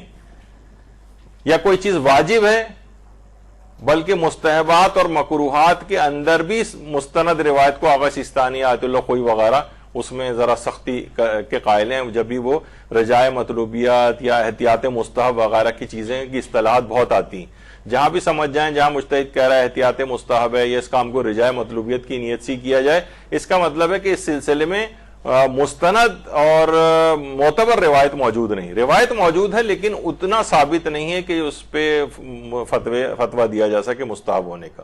خیر, اب آگے بڑھتے ہیں. کیا واجب نماز میں, یہ بھی اس سے ریلیٹڈ ہی ہے نماز زیارت, ابھی میں آپ کی طرف ہم جائیں گے, پہلے اس کا ایک بیس بنا لیں کہ کیا واجب نماز میں کسی اور کی نیابت کی جا سکتی ہے؟ واجب نماز میں بھائی کوئی زندہ آدمی ہے, حتیٰ کہ خواہ وہ مجبوری کیوں نہ ہو گیا ہو, بھائی اب تو یہ بیچارہ کوما میں ہے, ڈاکٹر نے بھی کہہ دیا کوما سے کبھی باہر نہیں آئے گا. بہت سے لوگ ابھی حال ہی میں جب سے کووڈ وغیرہ پھیلا ہے تو وینٹیلیٹر پہ لوگ ہوتے ہیں, کتنے سوالات آتے ہیں کہ ان کی نمازیں خوب قضا ہو رہی ہیں تو کیا اب تو یہ واپس آنا بھی ان کا مشکل ہے, اور اسی میں ڈاکٹروں نے کہا کہ نکال لیا جائے گا کبھی بھی, تو یہ جو نمازیں ان کی قضا ہو رہی ہیں تو کیا ان کی ابھی نمازیں پڑھوا دیں؟ تو کوئی بھی شخص جو کہ زندہ ہو, چاہے وہ عاجز ہی کیوں نہ ہو اپنی نماز پڑھنے سے, اس کی نیابت میں کوئی واجب نماز نہیں پڑھی جا سکتی. واجب روزہ نہیں رکھا جا سکتا. ابا آپ کبھی مثلا رکھ ہی نہیں سکتے روزے, بیماریاں بھی اس قدر ہیں, ضعیف العمری بھی اس قدر زیادہ ہے, اب امکان بھی نہیں ہے کہ کبھی روزہ رکھنے قابل ہوں, تب بھی اپنی زندگی میں وہ پیسے دے کر اجارے پہ یا ویسے ہی مفت کسی سے روزہ نہیں رکھوایا جا سکتا. صرف ایک عبادت ایسی ہے, اور وہ ہے اگر کوئی شخص واقعتاً اب حج کرنے سے معذور ہو جائے, اب یہ حج کر ہی نہیں سکتا, اب یہ بالکل فالج ہو گیا اس کو, اور اس کے اوپر حج بھی واجب تھا پہلے سے, یہ نہیں کہ فالج ہونے کے بعد اس کے اوپر حج واجب ہوا ہے, نہیں, پہلے سے حج واجب تھا, جانا تھا اس کو, لیکن پھر اس کے بعد یہ ایسا بیمار پڑا کہ اب نہیں جا سکتا, لیکن حج پہلے واجب ہو چکا تھا. تو اب یہ کیا ہے کہ اب یہ زندہ ہے لیکن یہ کسی کو نائب بنا کر حج پہ بھیج سکتا ہے. تو حج واجب ذرا اس میں ایک ایکسیپشن ہے, لیکن اس میں وہ والا چیز نہیں کہ کسی کو اگر نائب بنا کے بھیج رہا ہے تو وہ ہمارے ہاں عام طور پہ ہوتا ہے کہ وہ بٹن خالہ جو ہیں وہ کافی بیچاری وہ ہو گئی ہیں اور غریب بھی ہیں اور یہ جا بھی نہیں سکتی ہیں حج پہ, تو چلو ابا کا حج ان سے کروا دیا جائے. نہیں, اس قسم کا نہیں, یعنی جس کسی کو بھی بھیجا جائے تو کم سے کم یعنی مسائل فقہ کے اعتبار سے اور حج کے اور نیابت کے احکام سے بھی وہ واقف ہو, وضو غسل وغیرہ اس کا صحیح ہو, نمازیں صحیح ہوں. ایسے ہم نے نیابت پہ حج کرنے والے افراد دیکھیں گے, ان کے تو نیابت تو چھوڑیے, وہ اپنی ہی نمازیں ان کی ساری غلط ہیں, اپنے وضو سارے غلط ہیں ان کے, اور وہ کسی اور کی نیابت لے کے وہاں پر آئے ہوئے ہیں. تو بہرحال کسی اس کے لحاظ سے بھیجنا چاہیے. اور بعض اوقات تو حج کے اندر اس قسم کی چیزیں بھی آ جاتی ہیں کہ 2-3 مراجع تقلید کی تقلید کا بھی خیال کرنا ہوتا ہے.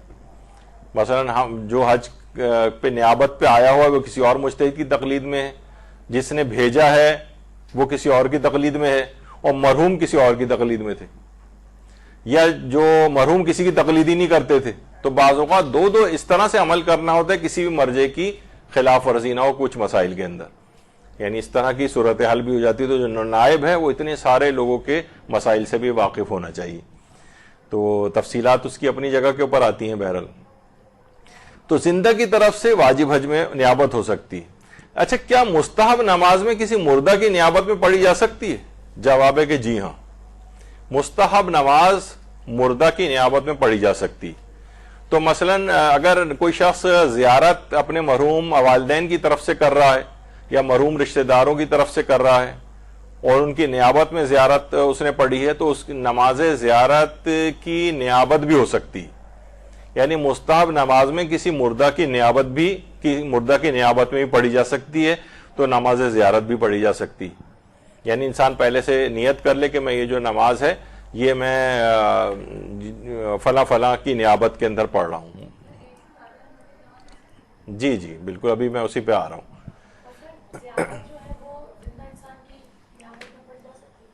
ہاں وہ ابھی آ رہا ہے نا، جیسے ابھی تو اب آ گیا کہ کیا ایک ہی زیارت و نماز کو مختلف لوگوں کی نیابت میں پڑھا جا سکتا ہے. یعنی ایک ہی زیارت ہے اور نماز زیارت، لیکن ہم نے بہت سارے پورے گروپ ہے. دیکھیے ہمارے ایک چیز ایک اور بھی پتہ نہیں ابھی فی الحال شاید اتنی رائج نہیں ہوئی.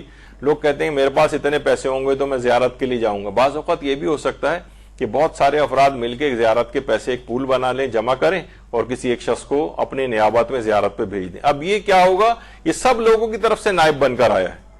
یہ جو زیارت کرے گا اس کا ثواب سب کو ملے گا، اور یہ جو نماز زیارت پڑھے گا سب کی نیابت میں پڑھے گا. یعنی ایک پورے گروپ کی طرف سے بھی ایک شخص نیابت کر سکتا ہے. تو زیارت اور اس کی نماز. اچھا اس میں بھی ایک اور چیز بہتر ہے کہ بیان کر دی جائے کہ جو عام مستحبات جتنے ہیں اس میں نیابت بھی ہو سکتی ہے اور ہدیہ بھی کیا جا سکتا ہے. دیکھیے ایک تو ہوتی ہے نیابت کہ میں فلاں کی طرف سے یہ نیک عمل کر رہا ہوں، یہ نیابت ہو گئی. اور ایک ہوتا ہے ہدیہ کہ عمل تو ہم نے خود ہی کیا ہے اپنا، لیکن اس کے بعد ثواب ہدیہ کر دیا فلاں کو. یہ دونوں چیزیں بالکل جائز ہیں، زندہ کی طرف سے بھی ہو سکتی ہیں، مردہ کی طرف سے بھی ہو سکتی ہیں. مردہ کی طرف سے مستحبات کی تمام نیابت ہو سکتی ہے، اور واجب میں بھی نیابت ہو سکتی ہے کہ مثلا اپنے مرحوم والدین کی جو نماز پڑھ رہے ہیں وہ نیابت میں پڑھ رہے ہیں، ان کی طرف سے پڑھ رہے ہیں، اور بعض اوقات اجارہ لے کر بھی پڑھوائی جاتی ہے. تو مستحبات کے اندر یہ ہے کہ تمام مستحبات کی نیابت، جیسے کہ حج، مستحب حج ہے، مستحب عمرہ ہے، زیارات ہیں، یہ بھی اس طرح سے ہو سکتی ہیں. اچھا مستحب حج اور مستحب عمرہ یہ ان افراد کی زندہ کی طرف، مردہ کی طرف سے تو سبھی اجازت دیتے ہیں. آیت اللہ سیستانی فرماتے ہیں وہ افراد کے جو مکے میں رہائش پذیر نہیں ہیں ان کی طرف سے مستحب عمرہ بھی ہو سکتا ہے اور مستحب حج بھی کیا جا سکتا ہے. اور زیارات تو تمام زندہ و مردہ سب کی طرف سے کی جا سکتی ہیں، چاہے وہ وہیں پر موجود ہی کیوں نہ ہو. مثلا ہم عراقی میں مثلا ہمارے والدین موجود ہیں، کربلا میں چاہے موجود ہیں، ہم نے کہا اب میں جو زیارت قبر امام کے لیے جا رہا ہوں میں اپنے زندہ والدین کی طرف سے جا رہا ہوں. بالکل جائز ہے، نماز زیارت بھی اس لحاظ سے پڑھی جا سکتی ہے. اب پھر ایک دماغ میں آتا ہے کہ کیا کہیں ثواب تو کم نہیں ہو جاتا؟ بہت سے لوگ کہتے ہیں اگر ہم نیابت کریں گے یا مثلا کسی کو اپنا ثواب ہدیہ کریں گے تو ہمارا ثواب ختم ہو جائے گا. نہیں، بلکہ آپ کا ثواب بڑھ جائے گا. الٹا ہوتا ہے. یعنی دماغ میں لوگ سوچتے ہیں کہ اگر ہم نے زیارت کا ثواب ہدیہ کر دیا تو ہمارے پاس تو کچھ بچے گا ہی نہیں. جناب آپ کا تو دگنا ہو جائے گا، چوگنا ہو جائے گا، 10 گنا ہو جائے گا، پتہ نہیں کتنے گنا ہو جائے گا. تو لوگ جو ہیں عام طور پر یہ غلط انہوں نے کانسیپٹ بٹھایا ہوا ہے، اور بہت سارے لوگوں کا ہے. اگر کبھی آپ کسی سے پوچھیں تو لوگ اپنے ثواب کے اپنے حتیٰ کہ ابھی وہ ہمارا موضوع نہیں ہے، لیکن واجبات کا ثواب بھی ہدیہ کیا جا سکتا ہے. آیت اللہ سیستانی فرماتے اپنے تمام واجبات کا ثواب ہدیہ کر سکتے ہیں. یہ جو میں نے واجب نماز پڑھی اس کا ثواب میرے والد کو پہنچے، یہ میرے جو میں نے فلاں روزہ رکھے ہیں ماہ رمضان کے اس کا ثواب، یہ جو میں حج واجب کر کے آیا ہوں اس کا ثواب فلاں کو پہنچے. زندہ و مردہ سب کو ہدیہ کیا جا سکتا ہے. تو اسی طریقے سے نماز زیارت کا بھی نیابت بھی ہو سکتی ہے اور ہدیہ بھی ہو سکتا ہے. پھر یہ بھی آ گیا کہ نہیں ثواب کم نہیں ہو جائے گا، ثواب بڑھ جائے گا. اچھا مستحب کاموں میں دیکھیے نیابت کا فقہی حکم بھی موجود ہے. مستحب کاموں میں نیابت بالکل ہو سکتی ہے، مستحب تمام کاموں میں نیابت ہو سکتی ہے. اچھا نیابت جہاں پر بھی جائز ہوتی ہے وہاں ہر قسم کی نیابت جائز ہوتی. یہ کیسے بیچ میں آ گیا, بعض اوقات مشکل چیزیں بھی آ جانی چاہیے. مثلا ایک ہوتے ہی نیابت تبرعی, مفت نیابت, یعنی ہم نماز پڑھ رہے ہیں کسی کی, مثلا خالہ کا انتقال ہو گیا, اب آپ چاہ رہے ہیں کہ میں ان کی نمازیں پڑھوں, قضا نمازیں. اب آپ ظاہر ہے آپ نے کوئی پیسے نہیں لیے ہوئے ان سے, بالکل ایک اس طور پہ پڑھ رہی ہیں محبت میں ان کی. اس کو کہتے ہیں تبرعاً, مفت, یعنی اس میں آپ نے کوئی وہ ڈیلنگ نہیں کی ہے کسی سے. یہ بھی نیابت ہے, یہ تبرعی نیابت کہلاتی. اور ایک نیابت ہوتی اجارے والی, یعنی ہم پیسے لے کر نماز پڑھ رہے ہیں کسی کی. البتہ وہ ضرور ہے کہ میں بار بار اس کا وہ کرتا ہوں کہ جو بھی اجارے پہ جن سے بھی پڑھوائے جائیں ان کو صحیح طور پر مسائل کا علم بھی ہونا چاہیے. بہت سے ایسے ہیں کہ مثلا اجارہ لے لیا ہے, یعنی آپ نے ان سے طے کر لیا بھائی ہمارے فلاں رشتہ دار کی نمازیں پڑھنی ہے آپ نے, اور انہوں نے کوئی چیز طے نہیں کی ہے, تو وہ کیا کرتے ہیں کہ بس نمازیں بس واجبات پڑھ رہے ہوتے ہیں.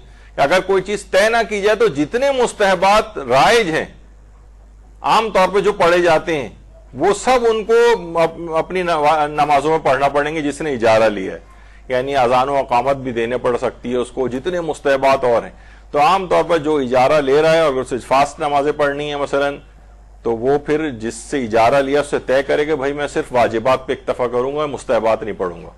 اگر اس نے طے نہیں کیا تو اس کو پڑھنے پڑیں گے, ورنہ پیسے حلال نہیں ہوں گے اس کے جو اس نے لیے. تو اجارے کے بہت سارے فقہی احکام ہیں, جو بھی ہو وہ عام طور پر بہت سارے افراد آتے ہیں کہ ہم اجارے پر نمازیں پڑھتے ہیں. جب ان کی چیکنگ کی گئی تو پتہ چلا ان کو نماز کی جو واجب سورے جو پڑھے جاتے ہیں ان کی قرات تک ٹھیک نہیں نکلی ان کی, اور جبکہ وہ کہیں سے لکھوا کے بھی لے کے آ گئے تھے کہ جناب یہ ہم صحیح نمازیں پڑھتے ہیں. تو یہ بھی ایک نیابت ہوتی ہے, لیکن اجارے والی نیابت کہلاتی ہے. ایک جو ہے وہ ہوتی ہے جعالہ, لیکن اب میں اتنی زیادہ اس کے اندر اگر تفصیل میں گیا تو پھر اور مسائل ہو جائیں گے. بہرحال اس کو بھی چھوڑیں, اتنا وقت اتنا نہیں رہا. چلیں یہ چیز البتہ بیان کی جا سکتی, کبھی کبھار ضمن عقد کے طور پر بھی شرط کی جا سکتی. مثلا بہت سے شادیوں کے سلسلے میں ہوتا ہے کہ ٹھیک ہے وہ عام طور پر شرط رکھوا دیتے ہیں کہ یہ مجھ کو تمام 14 معصومین کی زیارت مثلا شوہر کروائے گا. تو اس طرح کی بہت ساری, ابھی خیر اس کی تفصیل میں نہیں جاتے ورنہ فقہی احکام کافی الگ ہو جائیں گے. تو وہ جو شخص بھی نائب بن رہا ہوتا ہے یعنی عمل کے لیے, اس کو تو نائب کہتے ہیں, اور وہ عمل جو ہے وہ نیابت کہلا رہا ہوتا ہے کہ جو کہ آپ کیا جا رہا ہے, اور جس نے نیابت دی ہوتی ہے اسے منوبن کہتے ہیں. یہ انہو جسے پڑھا جاتا ہے عام طور پر منوبن. تو بہرحال یہ کہ یعنی یہ وہ شخص ہوتا ہے کہ جس نے نیابت دی ہے. اچھا بعض اوقات حج اور عمرے کے لیے بھی جو لوگ نیابت کے اوپر جا رہے ہوتے ہیں ان کو ایک مشورہ یہ ہے اور فقہی حکم بھی بن جاتا ہے کہ وہ اپنے منوبن سے پہلے سے اس بات کی بھی اجازت لے لیں کہ اگر یہ جو نائب بن کر جا رہا ہے یہ اگر کوئی وہاں اعمال بجا لانے سے قاصر ہو گیا, ایکسیڈنٹ ہو گیا, پاؤں میں موچ آ گئی, ٹانگ ٹوٹ گئی, بیمار پڑ گیا, ہاسپٹلائز ہو گیا اور یہ نیابت انجام نہیں دے سکا, تو یہ وہاں پر اس کی طرف سے اجازت یافتہ ہو کر کوئی اور نائب مقرر کر سکتا ہے. یعنی یہ پہلے سے اجازت لے کر جائے. تو دیکھیے آپ نے کہ نائب بننے کے لیے کتنی چیزوں کو دیکھنا پڑتا ہے کہ بعض اوقات بالکل عین ممکن ہے کہ وہاں کسی حادثے کا انسان شکار ہو جاتا ہے. کتنے لوگوں کو ہم نے دیکھا ہے کہ ٹانگ ٹوٹ گئی, یہ ہو گیا, وہ ہو گیا, بہت سارے ہاسپٹلائز ہو گئے اور بجا لانے سے قاصر ہو گئے. اب تو یہ تو آیا بھی پیسے لے کر ہے اور یہ اجارہ کے اوپر آیا ہے اور دوسرے کسی اور کا حج کر رہا ہے. اب یہ وہیں سے ہی خود ہی نائب بنا دے تو اس بات کے لیے تو مقرر نہیں تھا, تو یہیں سے ہی اجازت لے کے جائے کہ اگر کبھی ایسا ہو گیا تو میں نائب کسی اور کو بنا دوں گا. خیر, کیا نیابت کرتے وقت لوگ, اب ہم نماز زیارت پڑھ رہے ہیں یا کوئی بھی نماز پڑھ رہے ہیں, تو نیابت کرتے وقت کیا منوبنوں کا نام لینا ضروری ہے کہ یہ میں فلاں صاحب, لوگ کہتے ہیں کہ اکثر لوگ کہتے ہیں کہ جو آپ دے رہے ہیں آپ پورا نام ہمیں لکھوائیں کہ کون مرحوم ہے وہ اور ان کے والد کا نام مثلا کیا تھا. یہ اچھی چیز ہے, لیکن یہ کہ بہرحال یہ واجب نہیں. بس دماغ میں ہے کہ جس نے مجھے یہ پیسے دیے, جس کی طرف سے میں اجیر مقرر ہوا ہوں یا جس کی طرف سے میں نائب بن رہا ہوں, میں اس کی طرف سے اس عمل کو انجام دے رہا ہوں, یہ کافی ہے. نام لینا زبان سے یا دل میں قصد کرنا یا جاننا کوئی ضروری نہیں. حتیٰ لوگ کیسے کہتے ہیں کہ جناب یہ سورہ فاتحہ وغیرہ جو مرحوم کے لیے پڑھی جاتی ہے تو مرحوم کا نام بتائیے.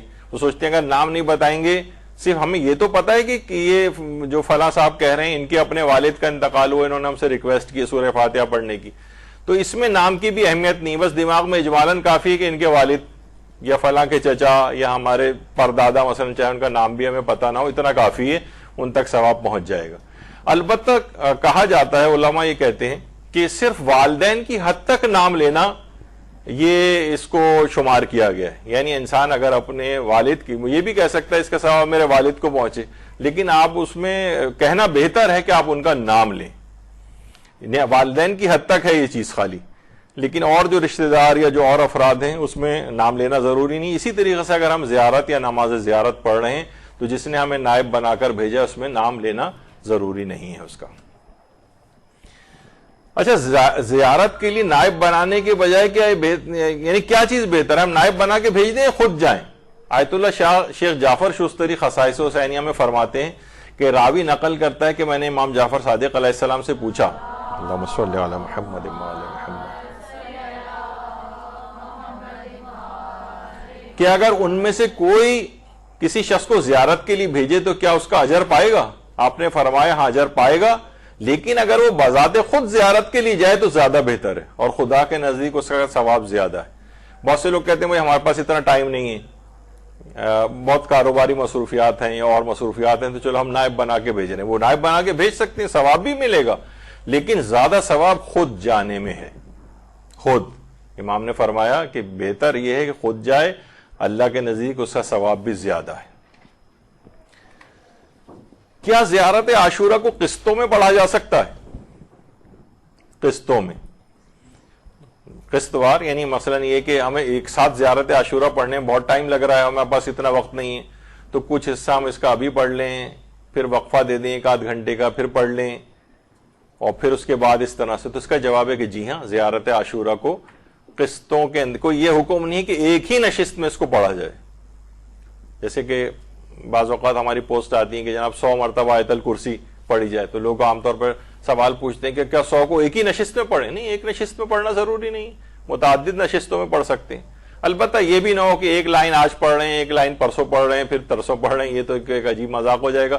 بہرحال یہ کہ اس کے معنی ہے کہ تھوڑا ایک مناسب وقفے اگر دیے جائیں, بیچ میں کوئی کام پڑ جائے تو آپ وہاں پر روک دیں, پھر کنٹینیو کر لیں اس کام کو, کرنے کے بعد زیارت عاشورہ کو پھر پڑھنا شروع کر دیں. قسطوں میں بھی پڑھ سکتے ہیں سب, جی ان کی سب کے لیے, سب کے لیے ایک نشست میں پڑھنا ضروری نہیں. اچھا, پھر ایک اور چیز آتی ہے کہ زیارت عاشورہ کے عمل کے لیے 40 کا عدد کیا مکمل کرنا ضروری ہے؟ یہ بھی عام طور پر لوگ اس میں پوچھتے ہیں.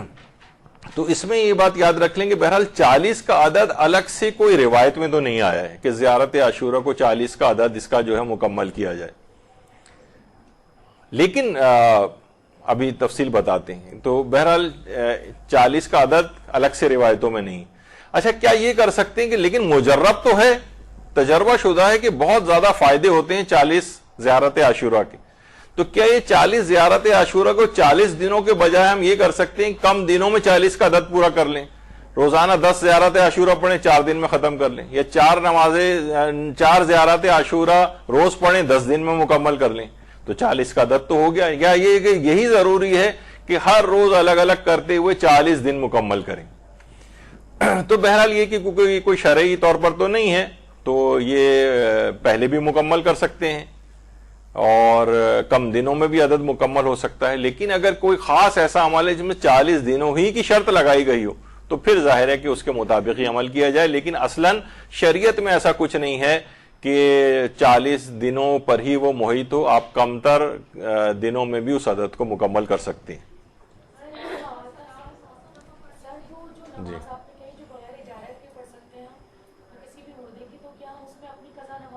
نہیں, وہ صرف مردے کی شمار ہوگی, اپنی قضا نماز کی نیت نہیں ہو سکتی. جی جی,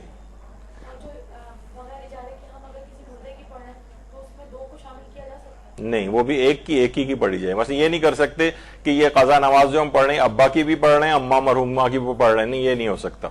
ایک کی ایک کے لیے ہی پڑھی جائے گی جو قضا واجبات ہیں. ہاں مستحبات میں ہو سکتا ہے کہ یہ جو 2 رکعت نماز پڑھ رہے ہیں یہ ہم اپنے مرحوم والدین بلکہ جتنے اب تک گزر چکے ہیں آباء و اجداد ان کے لیے پڑھ رہے ہیں، اس میں ہو سکتا ہے.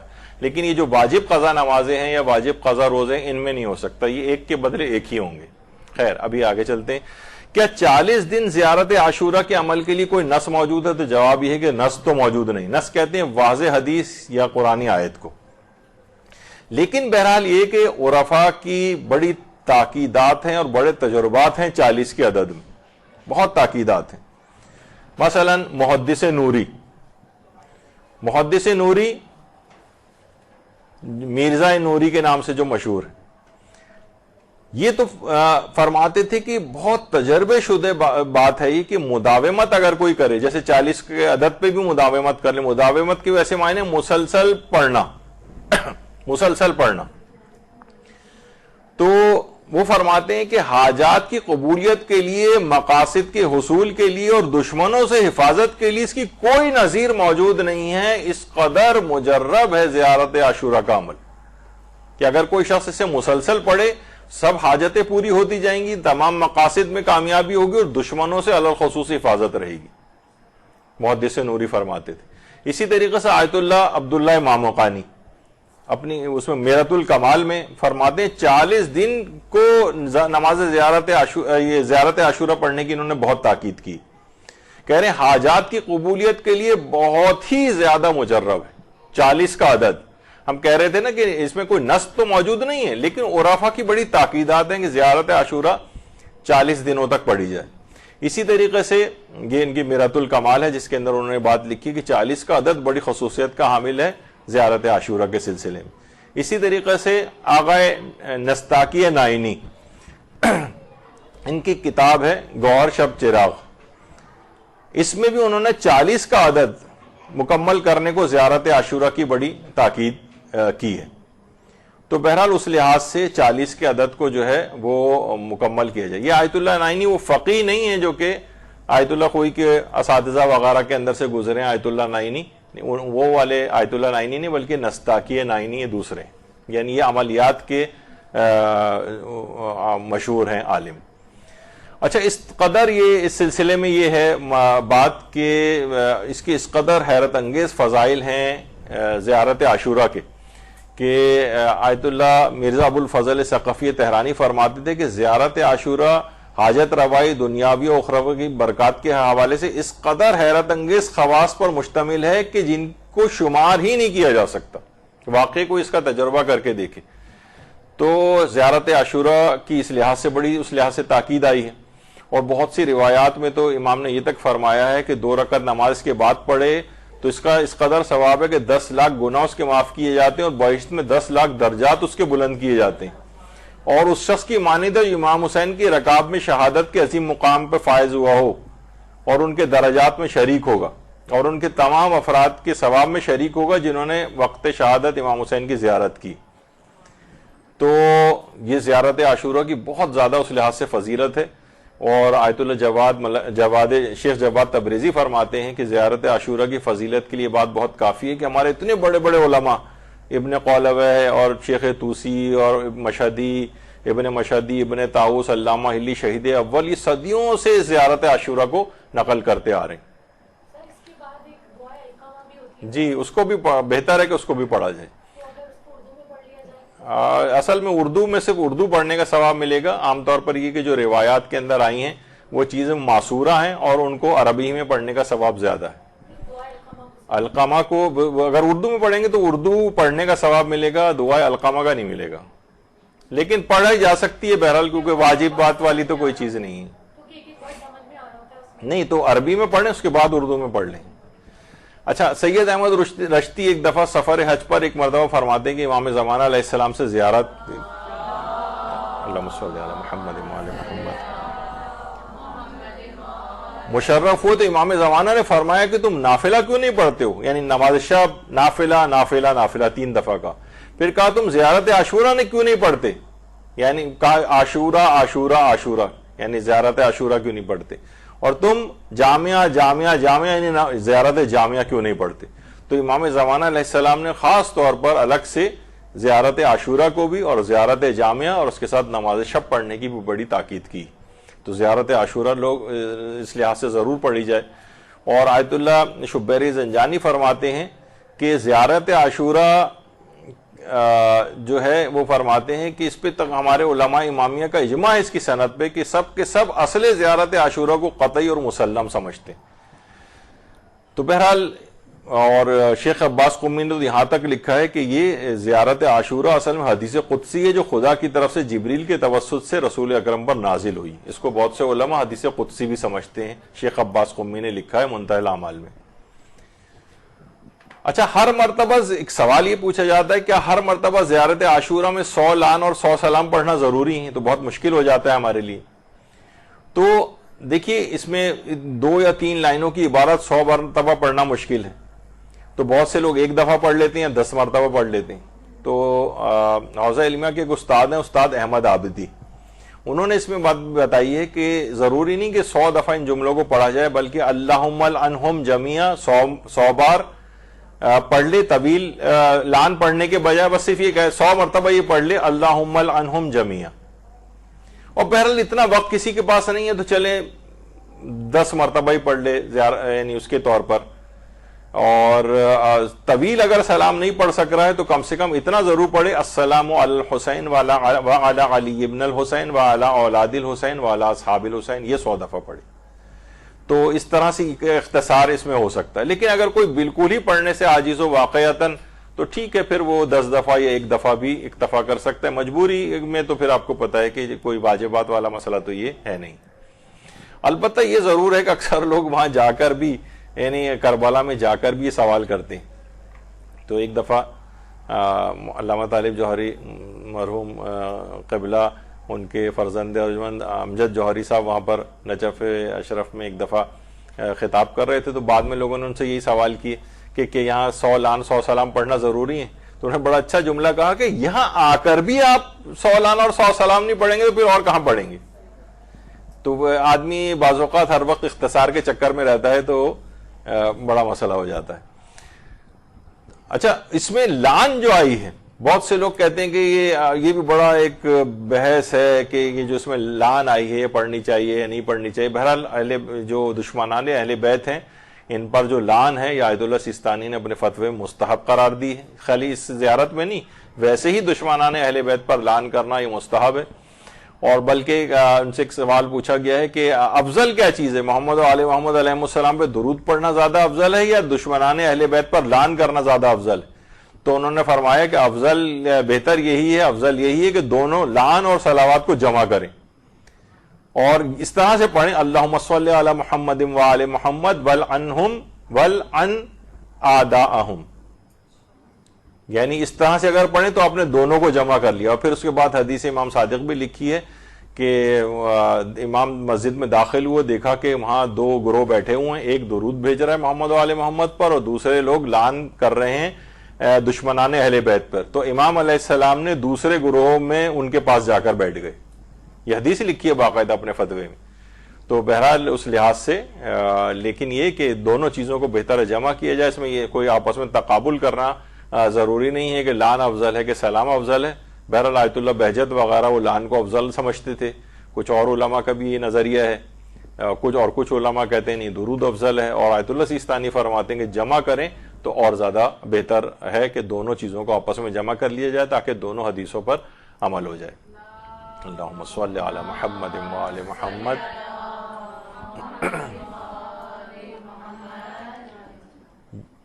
اچھا، اس میں ایک یہ بھی ہے کہ بعض اوقات لعن اگر سب دشمنان اہل بیت کو اللہم لن قتلت آل محمد یہ صرف اتنا بھی اگر کہہ دیا جائے تو سب کو سارے لوگ شامل ہو جائیں گے اس میں، ورنہ الگ الگ مشخص کر کے آپ کو لعن بھیجنے کی ضرورت نہیں ہوگی. اللہم لن قتلت آل محمد. اچھا، 100 لعن اور 100 سلام آیت اللہ بہجت تو یہ فرماتے تھے کہ یعنی بلکہ علماء نے ان کی سیرت کے متعلق فرمائی ہے یہ بات کہ ان کی خصوصیت یہ تھی کہ وہ کئی بار ایک ہی دن میں 100 لعن اور 100 سلام کے ساتھ زیارت عاشورہ پڑھتے تھے. آیت اللہ بہجت کی سیرت یہ تھی. زیارت عاشورہ کا سجدہ اسی طریقے سے عام طور پہ جس طریقے سے سجدہ کیا جاتا ہے ویسے سجدہ کر لیں، اور اگر کوئی ایسی جگہ ہو کہ آپ کے لیے ممکن نہ ہو تو آیت اللہ سیستانی وغیرہ جیسے کہ خود اس سلسلے میں بھی قائل ہیں کہ جیسے تلاوت قرآن کا واجب سجدہ ہوتا ہے، وہ کہتے ہیں فقط پیشانی بھی اگر کسی ایسی چیز پر لگا دی جائے کہ جس پہ سجدہ کرنا صحیح ہو تو وہ بھی جائز ہے۔ مثلا ہاتھ میں اگر کسی کا قرآن ہے اور اس وقت زمین پہ سجدہ نہیں کر سکتے ہیں، سجدہ کا اویلیبل نہیں ہے، تو قرآن کے حاشیہ جو ہے جس پہ کچھ عام طور پہ لکھا ہوا نہیں ہوتا ہے، آپ اس کے اوپر اپنی پیشانی ٹکا دیں۔ بعض علماء کہتے ہیں کہ ساتوں اعضاء ہی لگائیں قرآن کے واجب سجدے کی ادائیگی کے لیے، لیکن آغا سیستانی کہتے ہیں فقط واجب فقط اتنا ہے کہ پیشانی لگا لیں۔ تو زیارت عاشورہ کا سجدہ بھی اسی طرح سے کیا جا سکتا ہے، اور یہ بھی آیت اللہ سیستانی نے جیسے بھی فرمایا اس کے اندر کہ زیارت عاشورہ کا سجدہ بھی عورت اپنے مخصوص ایام میں بھی کر سکتی ہے، جیسے ابھی اس سے پہلے گزرا تھا۔ یہ تو بھی آ گیا تھا اس سے پہلے کہ بہت زیادہ اس کا ثواب ہے۔ اچھا، پچھلی مرتبہ ایک چیز البتہ رہ گئی تھی، جلدی جلدی اس کو ختم کریں، تھوڑا سا پھر وقفہ آپ کو دے دیں گے، اور آج سما خراشی کے لیے ایک دوسرا اسی کیونکہ کنٹینیو مسئلہ آج زیارات کے تاکہ سارے حل ہو جائیں، تو میرے ہی ذمہ داری ہے کہ اگلا والا 10 منٹ کے بعد آپ کا ایک لیکچر جو ہوگا وہ میرے ہی ذمہ ہے۔ تو بہرحال تو اس میں ایک چیز پچھلی دفعہ 40 والے لیکچر میں ایک بات رہ گئی تھی کہ کچھ لوگ ایسے فلائٹ شیڈیول ہوتا ہے کہ وہ 40 سے پہلے پہنچتے ہیں، یعنی ظاہر ہے سب کا اسی وقت آنا ممکن نہیں ہوتا، تو کچھ کی فلائٹ ایسی ہوتی ہے 40 سے پہلے آئے واپس چلے گئے، ہے 40 ہی کے ایام لیکن 40 کے دن وہاں پر نہیں آ پاتے ہیں، یا بعد میں پہنچے کچھ دن بعد، تو کیا ان کے لیے وہی ثواب لکھا جائے گا جو 40 کے دن زیارت کا ہے؟ تو یہ آیت اللہ سیستانی سے بھی پوچھا گیا، تو آیت اللہ سیستانی نے فرمایا اس کے لیے زیارت امام حسین تو شمار ہو جائے گی، لیکن ظاہر ہے 40 کے دن کی زیارت شمار نہیں ہوگی۔ ٹھیک ہے، یہ بیچارہ مجبور ہے، وہاں تو ثواب کی کمی ہے ہی نہیں ان کی بارگاہ میں، انشاءاللہ امید ہے کہ ثواب ہی ثواب، بلکہ جتنا افسوس کریں گے اتنا ثواب بڑھ جائے گا۔ تو لیکن بہرحال جو اصلاً جو حکم ہے وہ یہی ہے کہ ان کے لیے زیارت امام حسین کا ثواب لکھا جائے گا، لیکن 40 والا نہیں لکھا جائے گا۔ البتہ جو اور ہیں آیت اللہ شیخ محمد سند، ان سے بھی یہ سوال پوچھا گیا، تو انہوں نے کہا کہ بعید نہیں ہے کہ وہی 40 کی زیارت کا ثواب لکھا جائے، وہی ثواب شمار ہو، اور پھر دلیل بھی دی ہے اس کی۔ اب اتنا وقت نہیں اس کو پڑھنے کا، لیکن بہرحال علماء میں اس میں اختلاف ہے کہ کیا چیز شمار ہوگی۔ آیت اللہ اسحاق فیاض سے بھی پوچھا گیا، تو انہوں نے بھی کہا کہ امام حسین کی زیارت کا ثواب لکھا جائے گا جو عام دنوں میں زیارت کا ثواب ہے، کیونکہ 40 کے دن بہرحال وہ زیارت نہیں ہوئی ہے۔ اور آیت اللہ سعید الحکیم جن کا کچھ ہی عرصے پہلے انتقال ہوا ہے، وہ بھی یہ فرماتے تھے کہ زیارت 40 کا ثواب جو ہے وہ زیارت 40 والے روز ہی ملے گا، اور نہیں بلکہ ان کا جواب پڑھ دیتا ہوں، خاص 40 کی زیارت کا عنوان 40 کے دن زیارت سے ہی متحقق ہوگا، لیکن وہ عظیم ثواب جو زیارت کا امام حسین کی زیارت میں بیان ہوا ہے کہ جو مشقت اور صعوبتوں کو برداشت کر کے امام حسین کی زیارت کی جائے، روایت میں کہ اعمال میں سب سے افضل عمل وہ ہے جو زیادہ مشقت سے انجام دیا جائے، خاص طور پر 40 کے ایام میں وہاں پر ظاہر اتنا ازدحام ہوتا ہے اور ایک مشقت ہوتی ہے، تو وہ عام دنوں میں جس میں وہ مشقت نہیں ہے اس میں وہ کیسے ثواب مل سکتا ہے؟ یعنی 40 کی زیارت کا ثواب اسی وقت متحقق ہوگا جب وہ زیارت 40 کے دن کی جائے۔ اور بہرحال یہ تو پچھلی دفعہ بیان ہو چکا تھا کہ مسافر کے قصر و تمام کا اب اتنا اس کا وقت نہیں کہ ہم اس کو کریں، تو یہاں پر گفتگو ہماری آج رکتی ہے، اور انشاءاللہ 10 منٹ کا وقفہ آپ کے پاس ہے، دوران پانی وغیرہ پی لیں، تو اس کے بعد اگلی جو کلاس ہوگی وہ 10 منٹ 15 منٹ کے بعد ہم شروع کریں گے، وہ مختصر سی ہوگی لیکن وہ بھی بہت اہم ہے۔ ایک سوال عام طور پہ جو کیا جاتا ہے وہ یہ ہے کہ امام حسین کی جب قبر کی زیارت کے لیے جائیں، وہاں پر جا کر لوگ اکثر کا یہ بھی ہوتا ہے کہ وہ عید کے دن مثلا زیارت کر رہے ہوتے ہیں، تو اپنے ہوٹل سے خوشبو وغیرہ لگا کر غسل وغیرہ کر کے زیارت امام حسین کے لیے جائیں، تو کیا زیارت امام حسین کے لیے خوشبو لگانا اور غسل کرنا یہ مستحب ہے یا نہیں؟ یہ ہماری اگلی گفتگو کا عنوان ہوگا جو اب تھوڑی دیر بعد شروع ہوگی۔ وصلی اللہ علی محمد وآلہ الطیبین الطاہرین۔